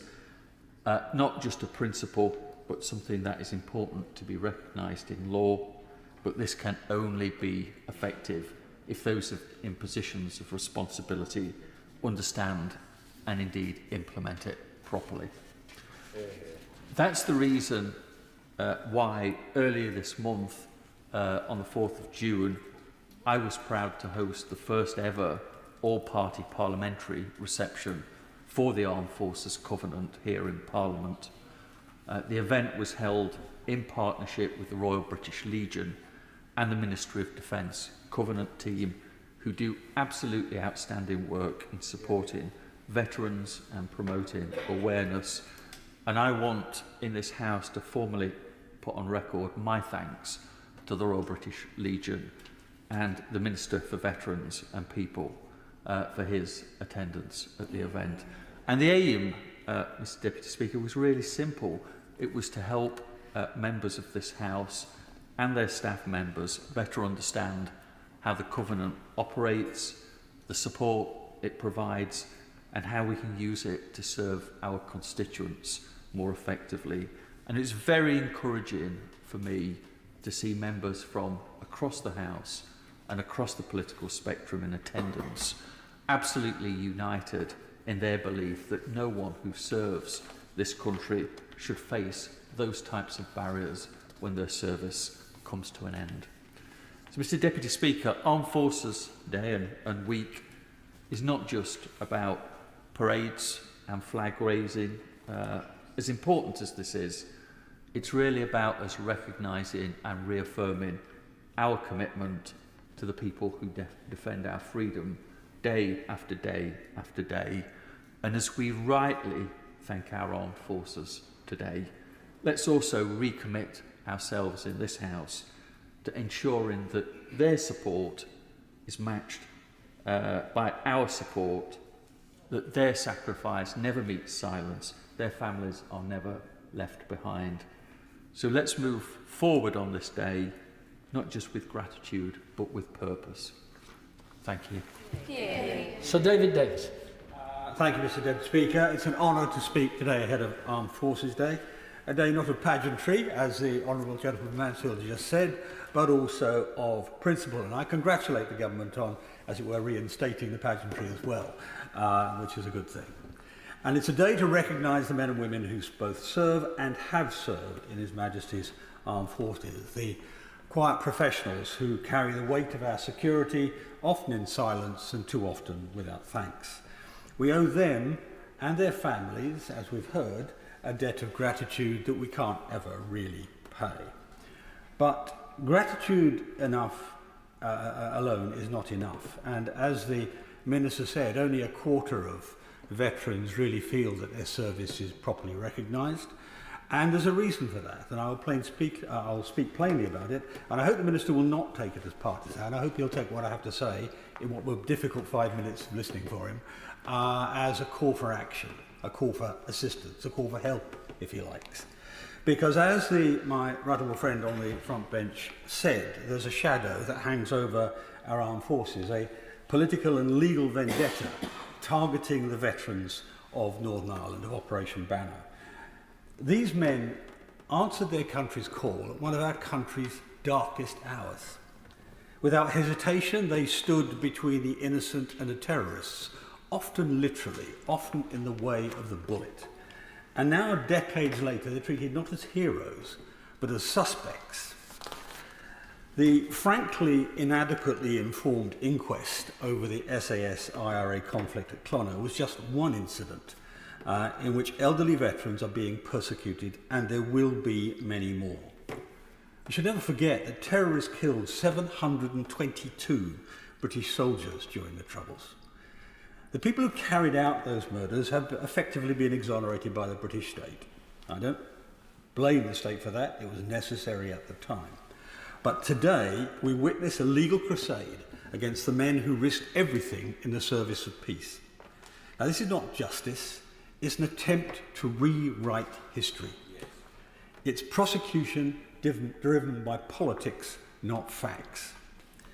While the killers walk free, authorities hound the soldiers who stop them from killing and treat those soldiers like criminals. Now, the Legacy Act, forgive my shorthand, but the Legacy Act was designed to put an end to this travesty. And for its own reasons, the government has decided to repeal that act.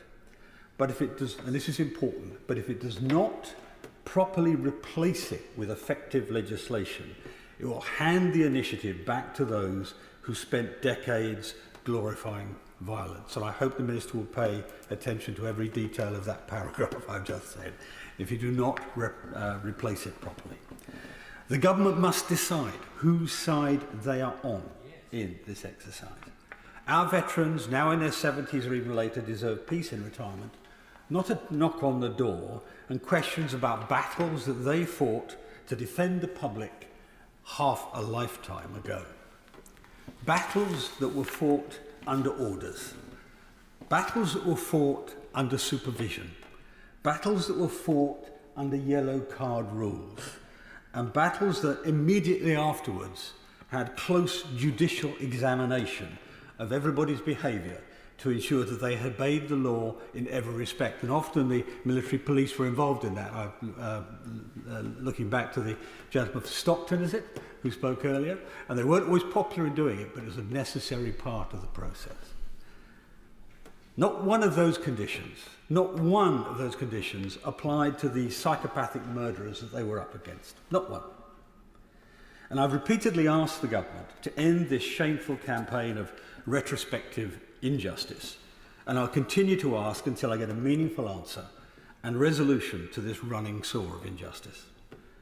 That's why I support the petition that my right honourable friend referred to, the 145,000 signatures, an astonishing number for such a short time. But that is just the start. This is not just massively important to our veterans. If this rewriting of history succeeds, this weapon of lawfare can be used against soldiers in any future conflict, destroying the effectiveness of our troops in future operations. Now, this morning, the Daily Mail had a powerful headline starting the campaign to highlight this very problem. But we should remember, when we look at that headline, that this is not just about our special forces. It's about all of the armed forces. There are, I think, at least 20 inquests into actions by government agencies and forces that could potentially be restarted by the government after the end of the legacy legislation. Only a minority are about special forces, most are about conventional forces or the RUC or the UDR. So if we continue down this path, we will not only betray our past, but will also jeopardise our future. This campaign of persecution sends a chilling message to the next generation. Serve your country, risk your life, and face prosecution in your old age. Yeah. Why would any young man or woman sign up for that? And the truth is, many will not. And I know the Minister referred to better recruitment and retention figures, but they won't last if this battle is lost by the British state. Now, this challenge has been most high profile when it struck at our elite units, SAS, SBS, the SRR, the DET as it was once known. But it applies to every rifleman, every soldier, every member of the military who carries or wields a weapon in defence of his country. Every single one. And these soldiers who operate in conditions of extreme danger and uncertainty are required to make